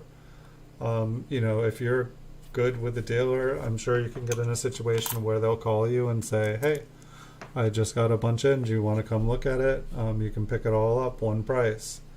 Having them do that, it can be quicker for them to sell it off in one lot to someone real quick than it does to wait for a check to come from to get it melted down. But it's also like, what kind of silver do you like? I don't know. One of the places that I was seeing, when I was thinking about someone asking, I was like, I feel like, the MS63, MS64 Morgan dollars, they're probably about twice the price of silver. But the ones slabbed by PCGS, they seem like they keep their price. They seem like not only does it, have some silver value, but the numismatic value, it seems like it's not going down. I think this one has a die crack in it. And so it's like, let's say silver takes off, I feel like those are going to go up in value because the silver price is going to go up in relation to the silver in the coins. But then, but I feel like the numismatic value will also start to shift up because if the price of silver goes up, more and more of them are going to get melted down.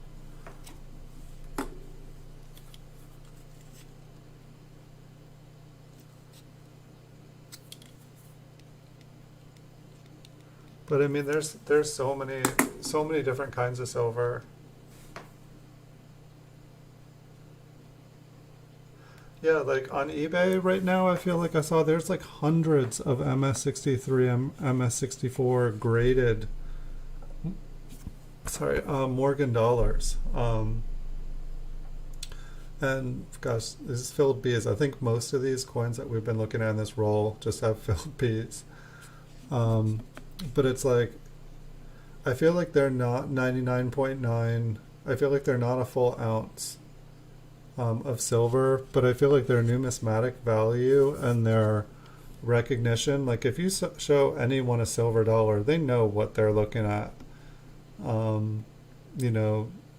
There are fake ones. I think this one might be an RPM.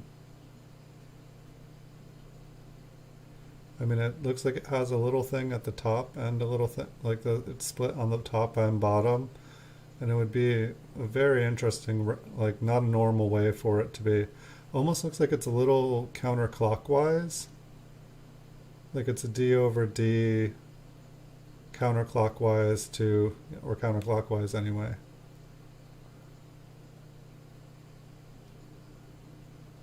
That one there looks pretty cool. I think we found an RPM there.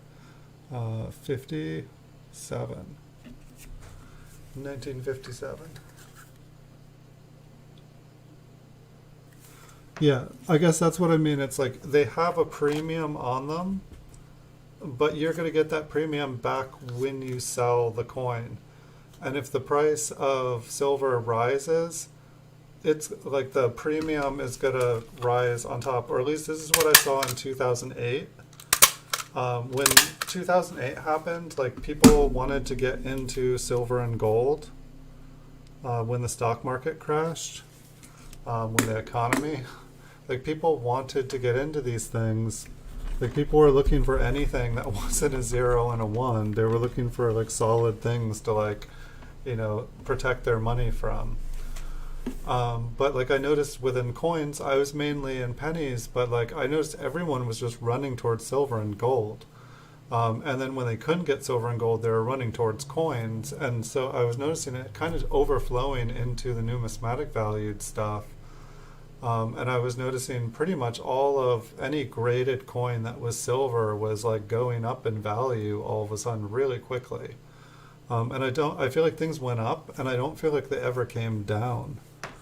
But it's like when I look at gold and silver right now too, it's like, I feel like people look at gold and silver the same, but I feel like, in my opinion, like there's always been kind of like a golden ratio or a ratio between, the prices in relation between silver and gold. And someone can correct me if I'm wrong here, but I believe it was about a 16-to-1 ratio, that like gold and silver have always been about a 1-to-16 ratio. And like if you look at gold and silver right now, like an ounce of silver is like 100th of an ounce of gold. it's like the ratios seem like they're messed up. I feel like gold's at a serious price. I'm not saying that gold is overvalued, but what I feel like I see is I feel like silver is undervalued. But at the same time, it's like silver is kind of like a poor man's gold.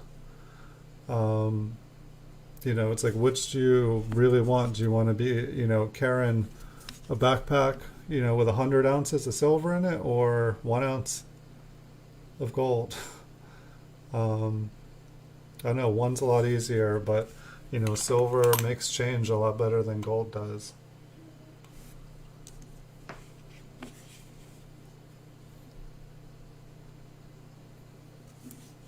But this is I'm not looking at mathematical numbers. I'm just looking back in time and history, and I can also tell you right now is unlike any other time in history. So it's like when I'm wanting to give people advice, it's like I have to tell them, like, look, I can tell you what I know, but it's almost like it has no relation to reality these days.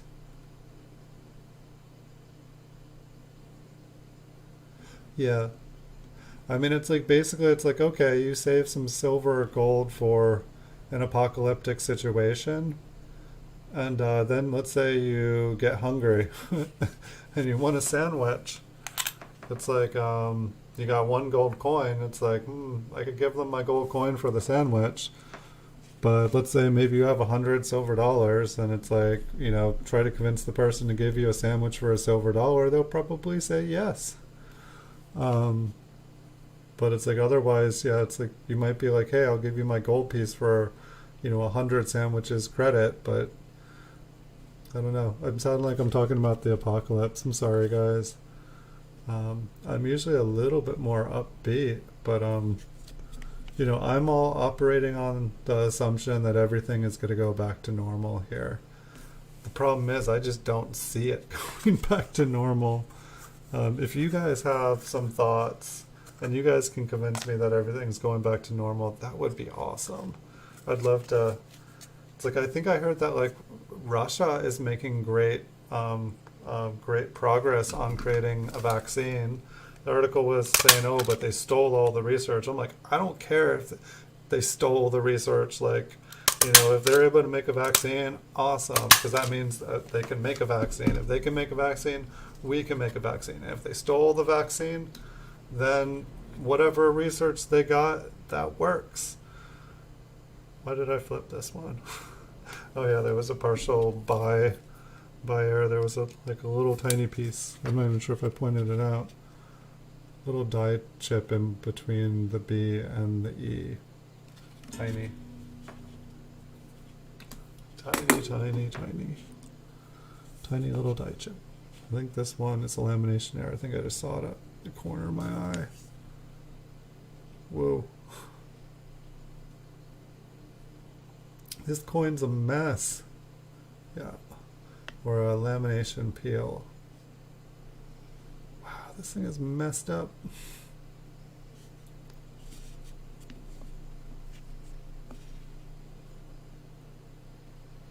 Yeah, if only everyone would wear masks. Like when all this first started, I was just like, okay, I'm not I'm not the kind of person that wants the government to have us tell us all what to do. But I'm like, okay, if everybody gets the stimulus check and buys a month worth of food and just stays home, if every single person stays home, and I came to the realization that it would be hard, but in the US here, maybe every person could stay home. The military could run the nuclear power plants and everything, have teams that would one team would go in there, work the plant. If someone got infected, all those people would go out to quarantine. A new team would come in, and just keep the infrastructure going. But everyone just stay home. A month sounds like a long time. How many months has it been now? And stuff's getting worse. But it's like, if we were all home, the virus would have had nowhere to go. After a month, everyone would have been better. The people that were sick would be better. No new people would be infected. I'm not for closing the borders. Close the border. Other country close theirs. Once everyone stays home for a month in that country, then that country gets the open, and then eventually there's no place left. But No. So I don't know. It's like it seems like we've got some intelligent people in this country. Somebody could have figured out something. It just seems like no one's listening to anyone that's intelligent. Yes, everyone's eventually gonna get it.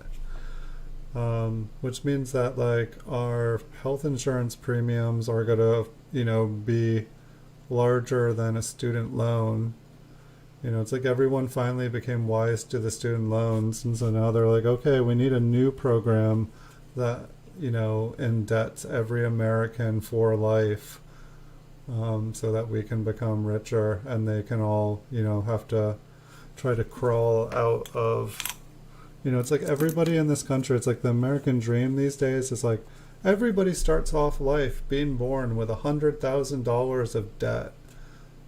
And then it's like, you have to like crawl out from underneath your rock and work really, really hard. It's like nobody gets a free pass anymore. It's like everybody starts out behind.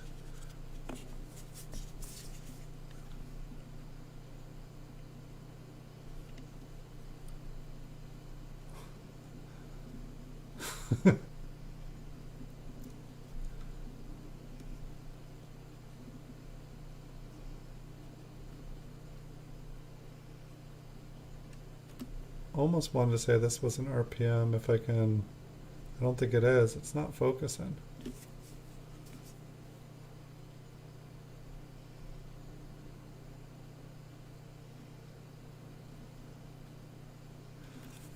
Me, I'm vote for the smartest person in the room. Like, listen to the person, listen to their ideas. Do their ideas make sense?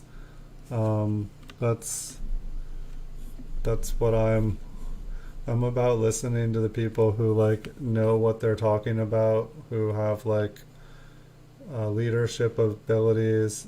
They're intelligent and they make sense, and they're human. Like, I don't know. I'm not about following one thing blindly.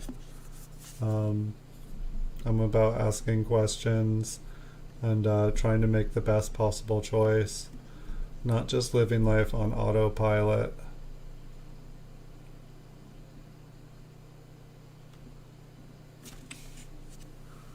I don't know. There's there's good things about being a Democrat. There's good things about being a Republican. Both sides have things that are good about them. Neither of them honestly seem like they are a perfect system. Both of them kind of seem like they're stuck in old ways and old habits and haven't grown. Like they're, I don't know.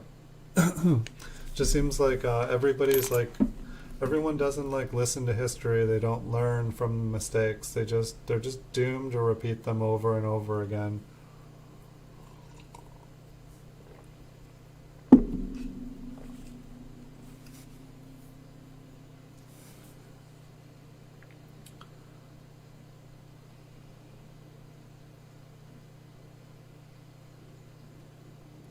Approved 68 1954 for 40 bin. That's awesome.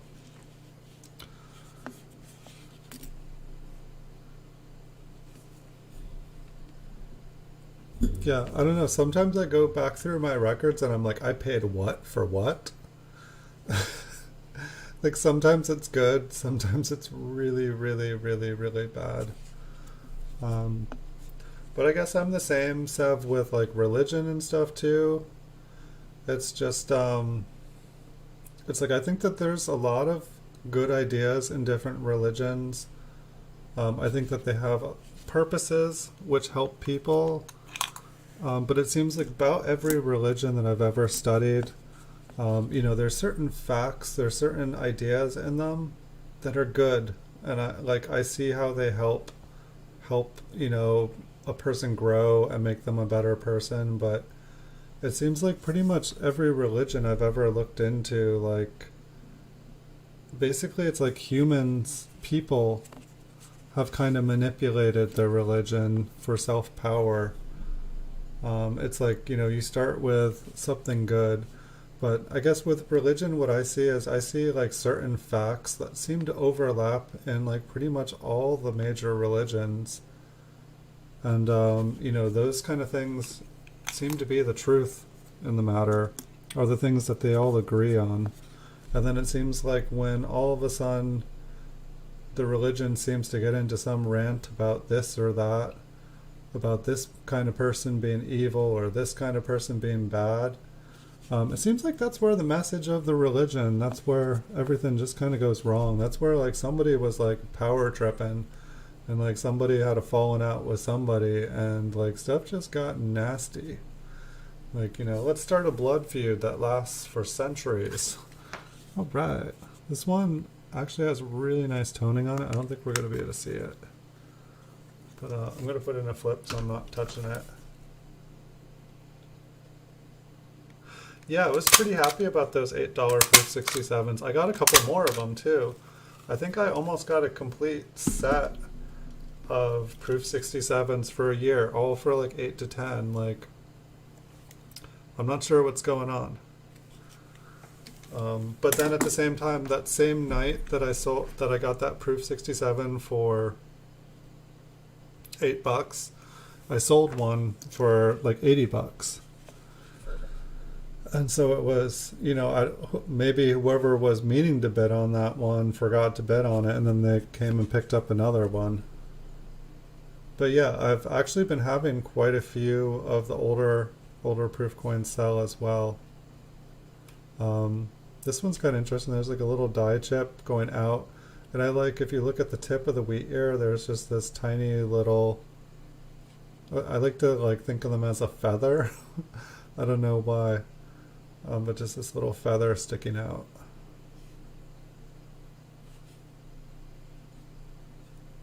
I don't think that is squished off the side.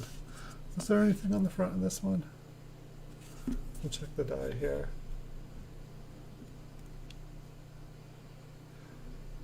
But yeah, it seems like I'm going to be able to go a lot more heavy into the early proofs here.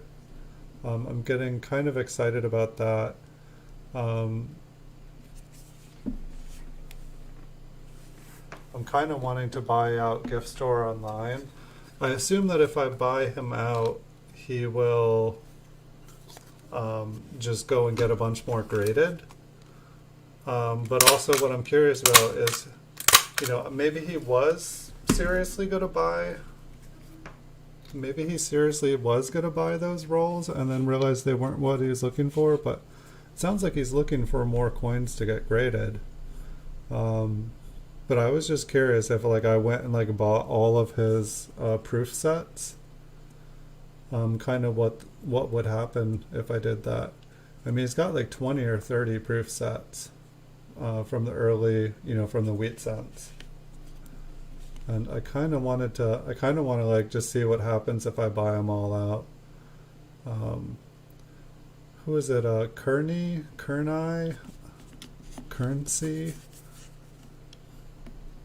There's another eBay seller. They just listed this last week like an incredible amount of like 1960, I think, through 1964 proof coins.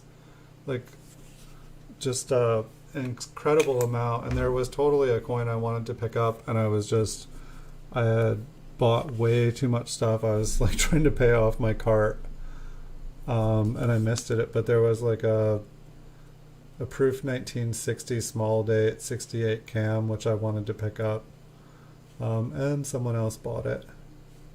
But that's what I get for not having an emergency fund to pick things up like that every time.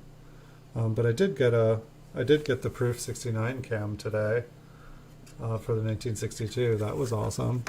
I've never had one that high of a grade. I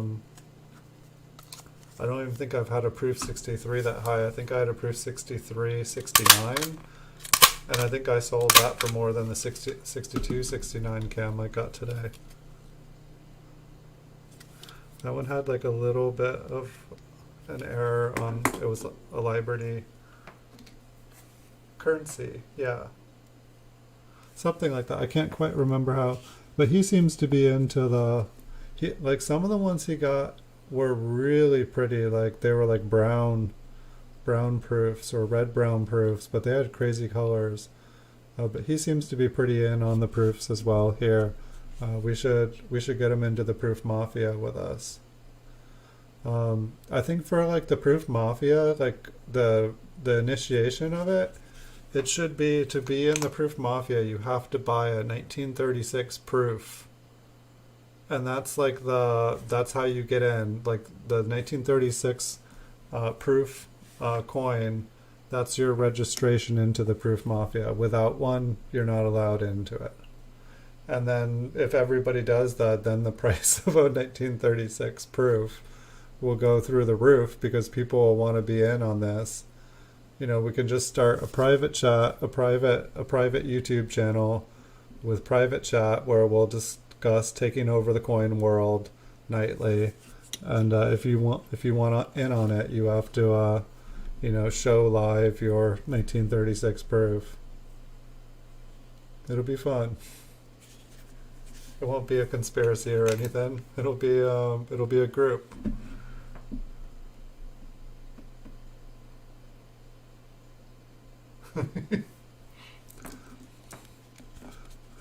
But it can be a genuine 1936 proof. That's okay. But it has to be a real one. Otherwise, I might not be able to join my own or our own group here.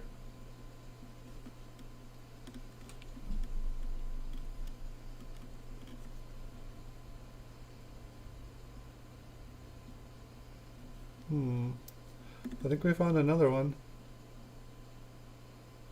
It definitely looks like there is a little nibble up at the top and a little nibble at the bottom. Almost looks like you can see a little line.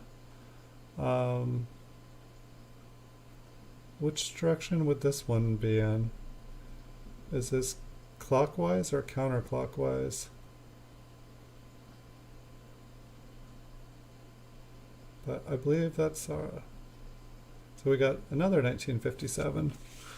We'll put this on the stack with the other one. It was like $450, and it is beautiful. It is absolutely beautiful, Andrew. It said the book value is $422. It's a proof 63 red brown. I think it's like $455. I think the book value said like $422. It's a beautiful coin. Like it's toned. It's got like 10 different colors on it.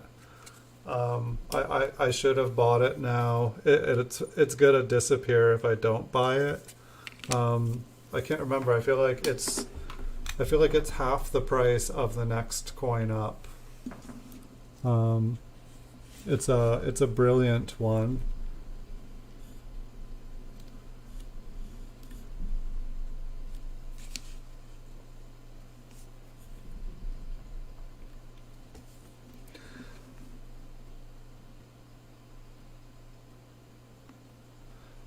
I know. It's interesting though. Also, remember like how when we were talking about the 36s, I was like, oh, the 39s, there's only 4 on eBay and 2 are super cheap. Like, I think I own 4 of them now, and they just more and more keep popping out of the woodwork. I mean, we can't be the first people in the coin world to be like, hey, these are really rare. We should buy them all up. I'm sure that there is somebody sitting on 500 1936s. I'm sure that there's somebody there's like some 1936 bounty hunter who travels the country picking up these things, trying to collect them all. It's like the ultimate Pokemon game. But I haven't met them yet, but I'm sure that they exist. It's just why they're not selling their booty on eBay, I don't know. I mean, it's like the major auction houses, I feel like they hold on to coins. Like people like say, hey, I want to auction off this coin. I will buy it. It's above my price range. I usually don't spend more than $200 on a coin. But I see the value in it. If Andrew doesn't buy it before me, I will probably buy it by the end of the month. I just have to make sure that, it's like it's a coin that if I buy, I'm holding on to it, and it's not a coin that, it's gonna get a price that's not priced to sell. And so if I buy it, I want to make sure I'm not passing out a bunch of stuff that I could buy and sell stuff and make money so that I can afford to buy all the 1936s. But unfortunately, by the time I do that, all the 1936s are going to be gone. So it's really a catch-22. It really means I'm just not in a position yet to be able to just heavily go into these things. But I want to.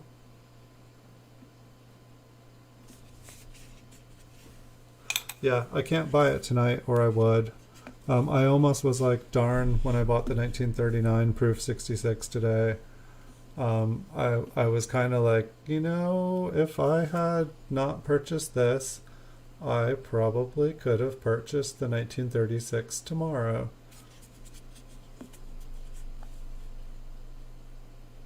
But live and learn. But I guess I like toned coins. I like ones that are pretty. I know they're probably not for everyone. I feel like a lot of serious collectors probably like a nice solid coin, a nice solid red. This one is not a solid red, and it has tons of colors on it. I like that, and I guess like somebody that likes colors would probably pay a lot for it. I would say all the colors on it are attractive.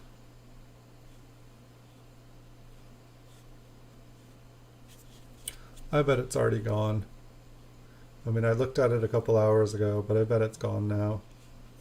Let's look.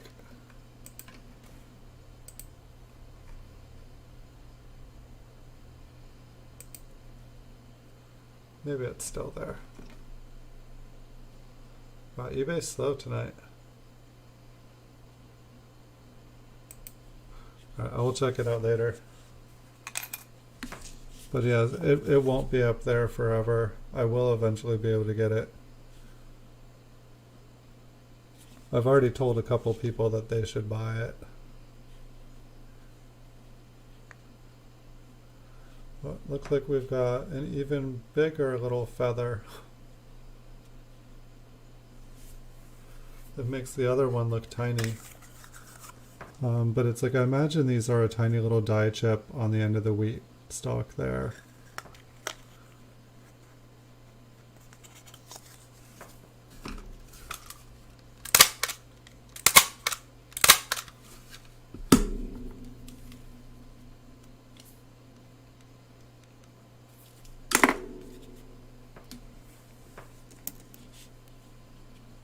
Where'd it go?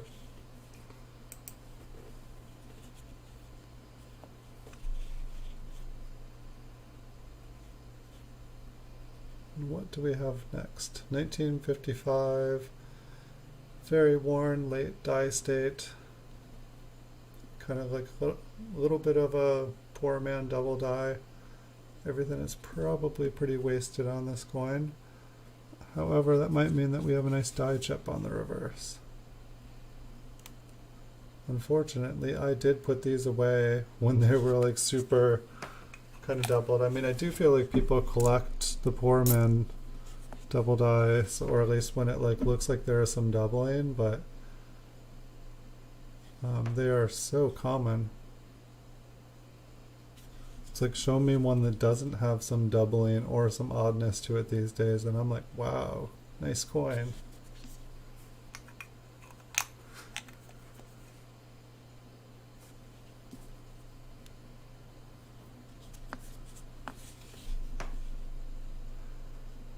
Did you buy the other one yet, Andrew?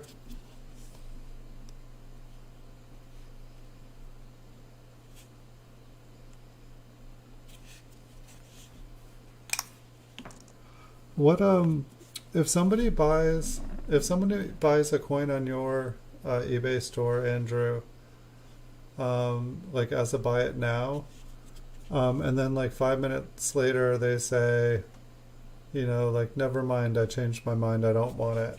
Like, what do you do? Do you just like cancel the transaction, or do you say like you got you got 3 days to pay, buddy? Still not paying dupes or duplicates? I understand. So you're like, but you'll upgrade and then sell an older one, or you won't upgrade.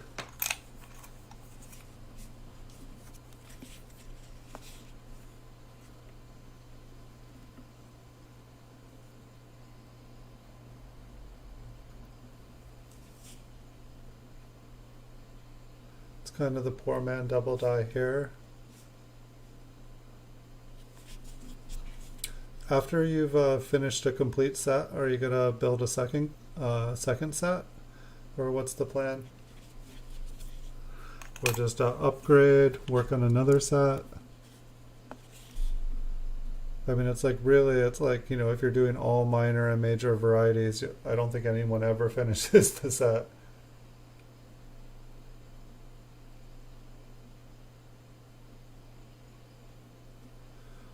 Well, that's the thing too. It's like,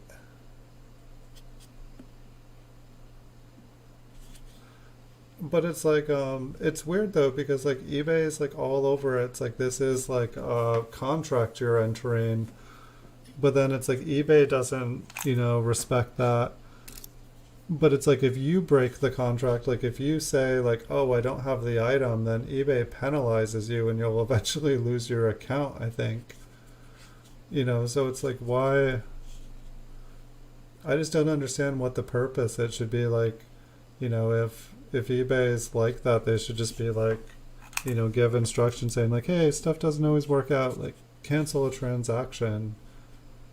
Um,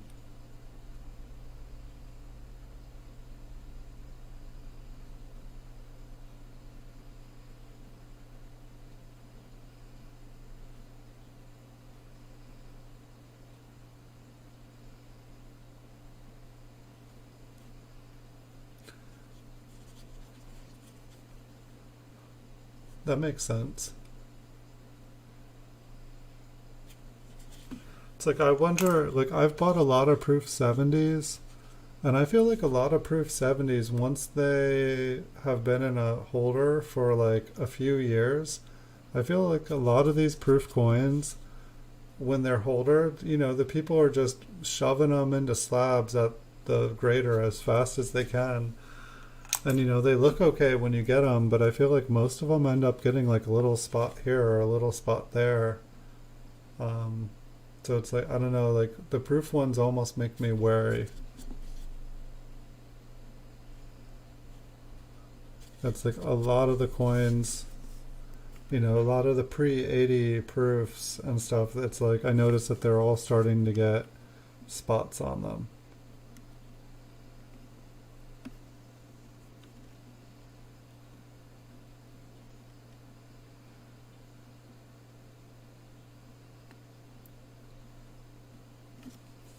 But it's like, is it okay that it has spots on them because it was Proof 70 when it was put in the holder? Is it still Proof 70 even when it develops a little spot?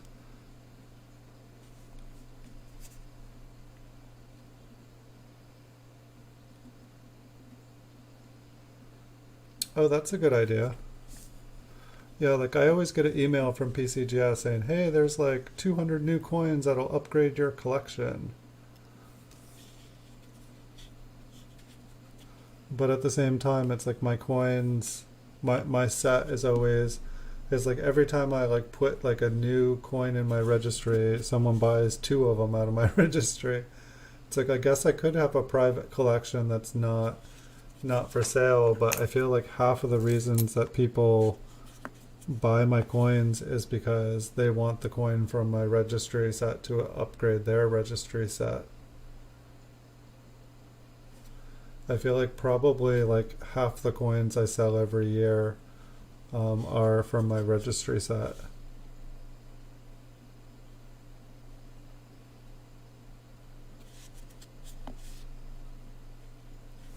Looks like this one has like a little lamination error going down the left side. But yeah, I don't think I've ever, I noticed that when I go on what is it like? Is it Collector's Universe, or it's like the on PCGS? There's a place you can like shop for coins, and like I noticed that my store always shows up there, which is kind of cool. But it's like it seems like when I go on there, like it's like I'm, all I end up seeing is my coins, and so I never see other ones that I need to upgrade with.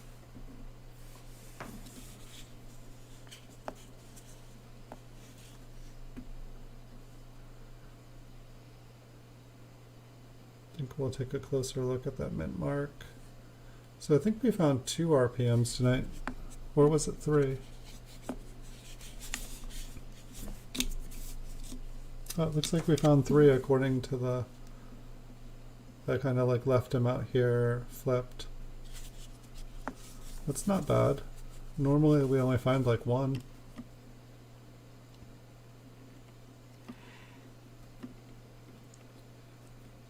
It was funny today, I was opening packages and I was like, uh-oh, this package doesn't feel right. I'm like, I think someone sent me a roll. But it was, I forgot, I was like messing around on coppercoins.com or on Chuck's stream, and just, I was trying to support the channel. I was just throwing out bids, before he even showed the coins, and I was just like $20. And I didn't even know what I was betting on, and I won it. It's cool. It was like a roll of 1958 uncirculated. But I definitely overpaid for it. But it's cool. I love his stream, and I was able to help contribute a little bit towards his move. So that was kind of cool. But we've got a couple more coins here. I was just going to do 2, but I brought a 3rd one out here, and this is the 3rd one. And so we'll finish up this roll here, but I think I've been tired the last couple nights. I need to get some extra sleep. So lots of filled Bs in this roll. If someone hears that they are a variety of some sort, let me know. I believe it's just a worn die. It's kind of sad because I own a lot of them. Because I put them away thinking they were something. Oh, but what is this? The filled B looks like there's a notch at the top and the bottom. Is this another 57D, or is it a 58D this time? 57D. All right. Well, maybe I should be looking at the mint marks on these filled Bs. Maybe it's a marker sometimes.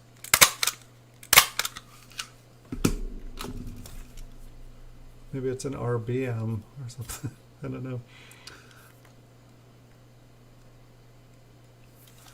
All right, we got a couple more.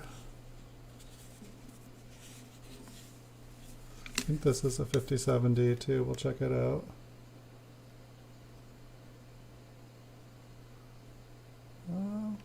It's like a die chip, or like a very worn. Just very worn. Zoom back out. Messy.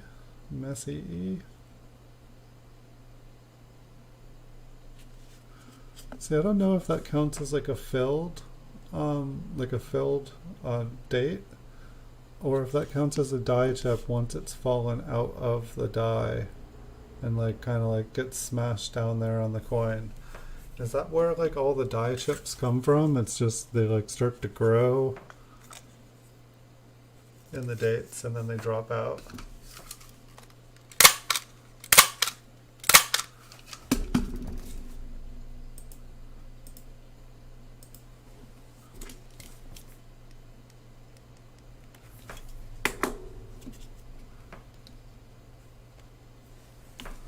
All right, last coin, everybody. Let's have it be a good one. It's like a very faint L. I can see it though. And we'll check out that mint mark for the finale.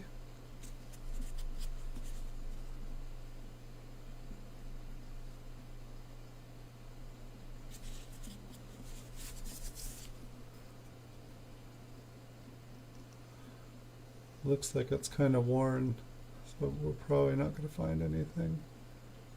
I don't know though. Like it's like flattened. I kind of feel like we can see something on it. But it's like, you know, look at... I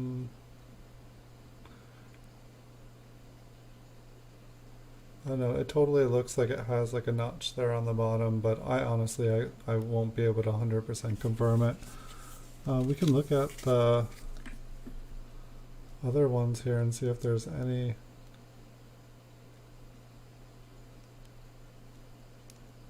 kind of similarities. It's like the 9 and the 5 were super clean on that one.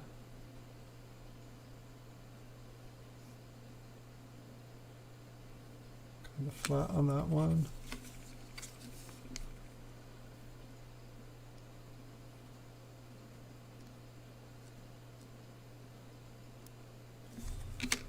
I don't think that last one is anything. Dun, dun, dun, dun, dun. Hold on. We've got a couple of ones that were kind of question marks here. We'll take one more look at them, and then if we don't think that they're anything, I'll put them back in the roll.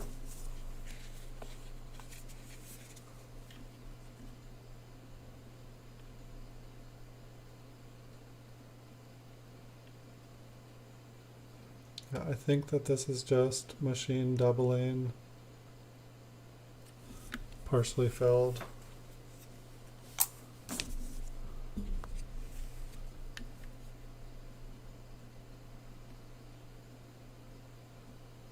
And I think this is the normal 1940S, or this was like, we were looking for an example of a 40S that didn't have a divot. And then I think this is the 40S that we're waiting to see an example. No, maybe this is not the 40S. This is the 46S. So I believe this other one here is the 40S. And I believe it looked like it had kind of a divot in it.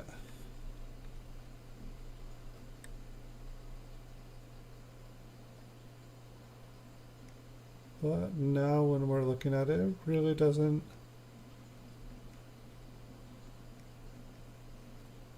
Inside the vault.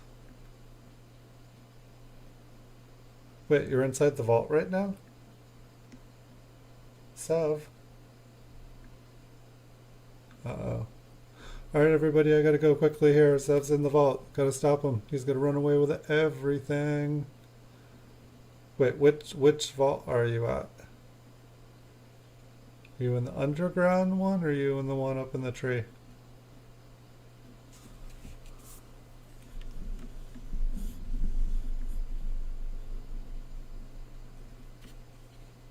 Or are you in the one out underwater? But so this was all the coins tonight. I'll be back most likely, 90% sure, because I'm getting a little extra sleep tonight. I should have a bonus stream for you guys tomorrow as well. Tomorrow, it'll probably be another episode of the Coin Vault has opened. Hope you guys will join me. I'll have lots and lots and lots of PCGS graded coins tomorrow in short videos throughout the day. I'm going to really try to fill out all the inventory at the store with nickels, dimes, quarters, half dollars, dollars. It's going to take me a couple months here probably to complete this project, but hopefully within a couple months here I will have as many different years and mints of nickels, dimes, and quarters, and half dollars and silver dollars that I do pennies. So instead of just having pennies, I'm going to have everything. So hopefully it'll be awesome. But thank you, Sev, for being here tonight. Thank you, Andrew. It's been awesome talking with you guys. You're in both. You guys are tag teaming the vaults. This is madness. I'm in trouble. So it looks like we might not have another show tomorrow. Maybe Sev and Andrew will not take everything. Leave some pennies, guys. Please, please leave some pennies for everybody. So I'll see you guys all in the future. Thank you guys so much for watching, and be well. See you guys soon.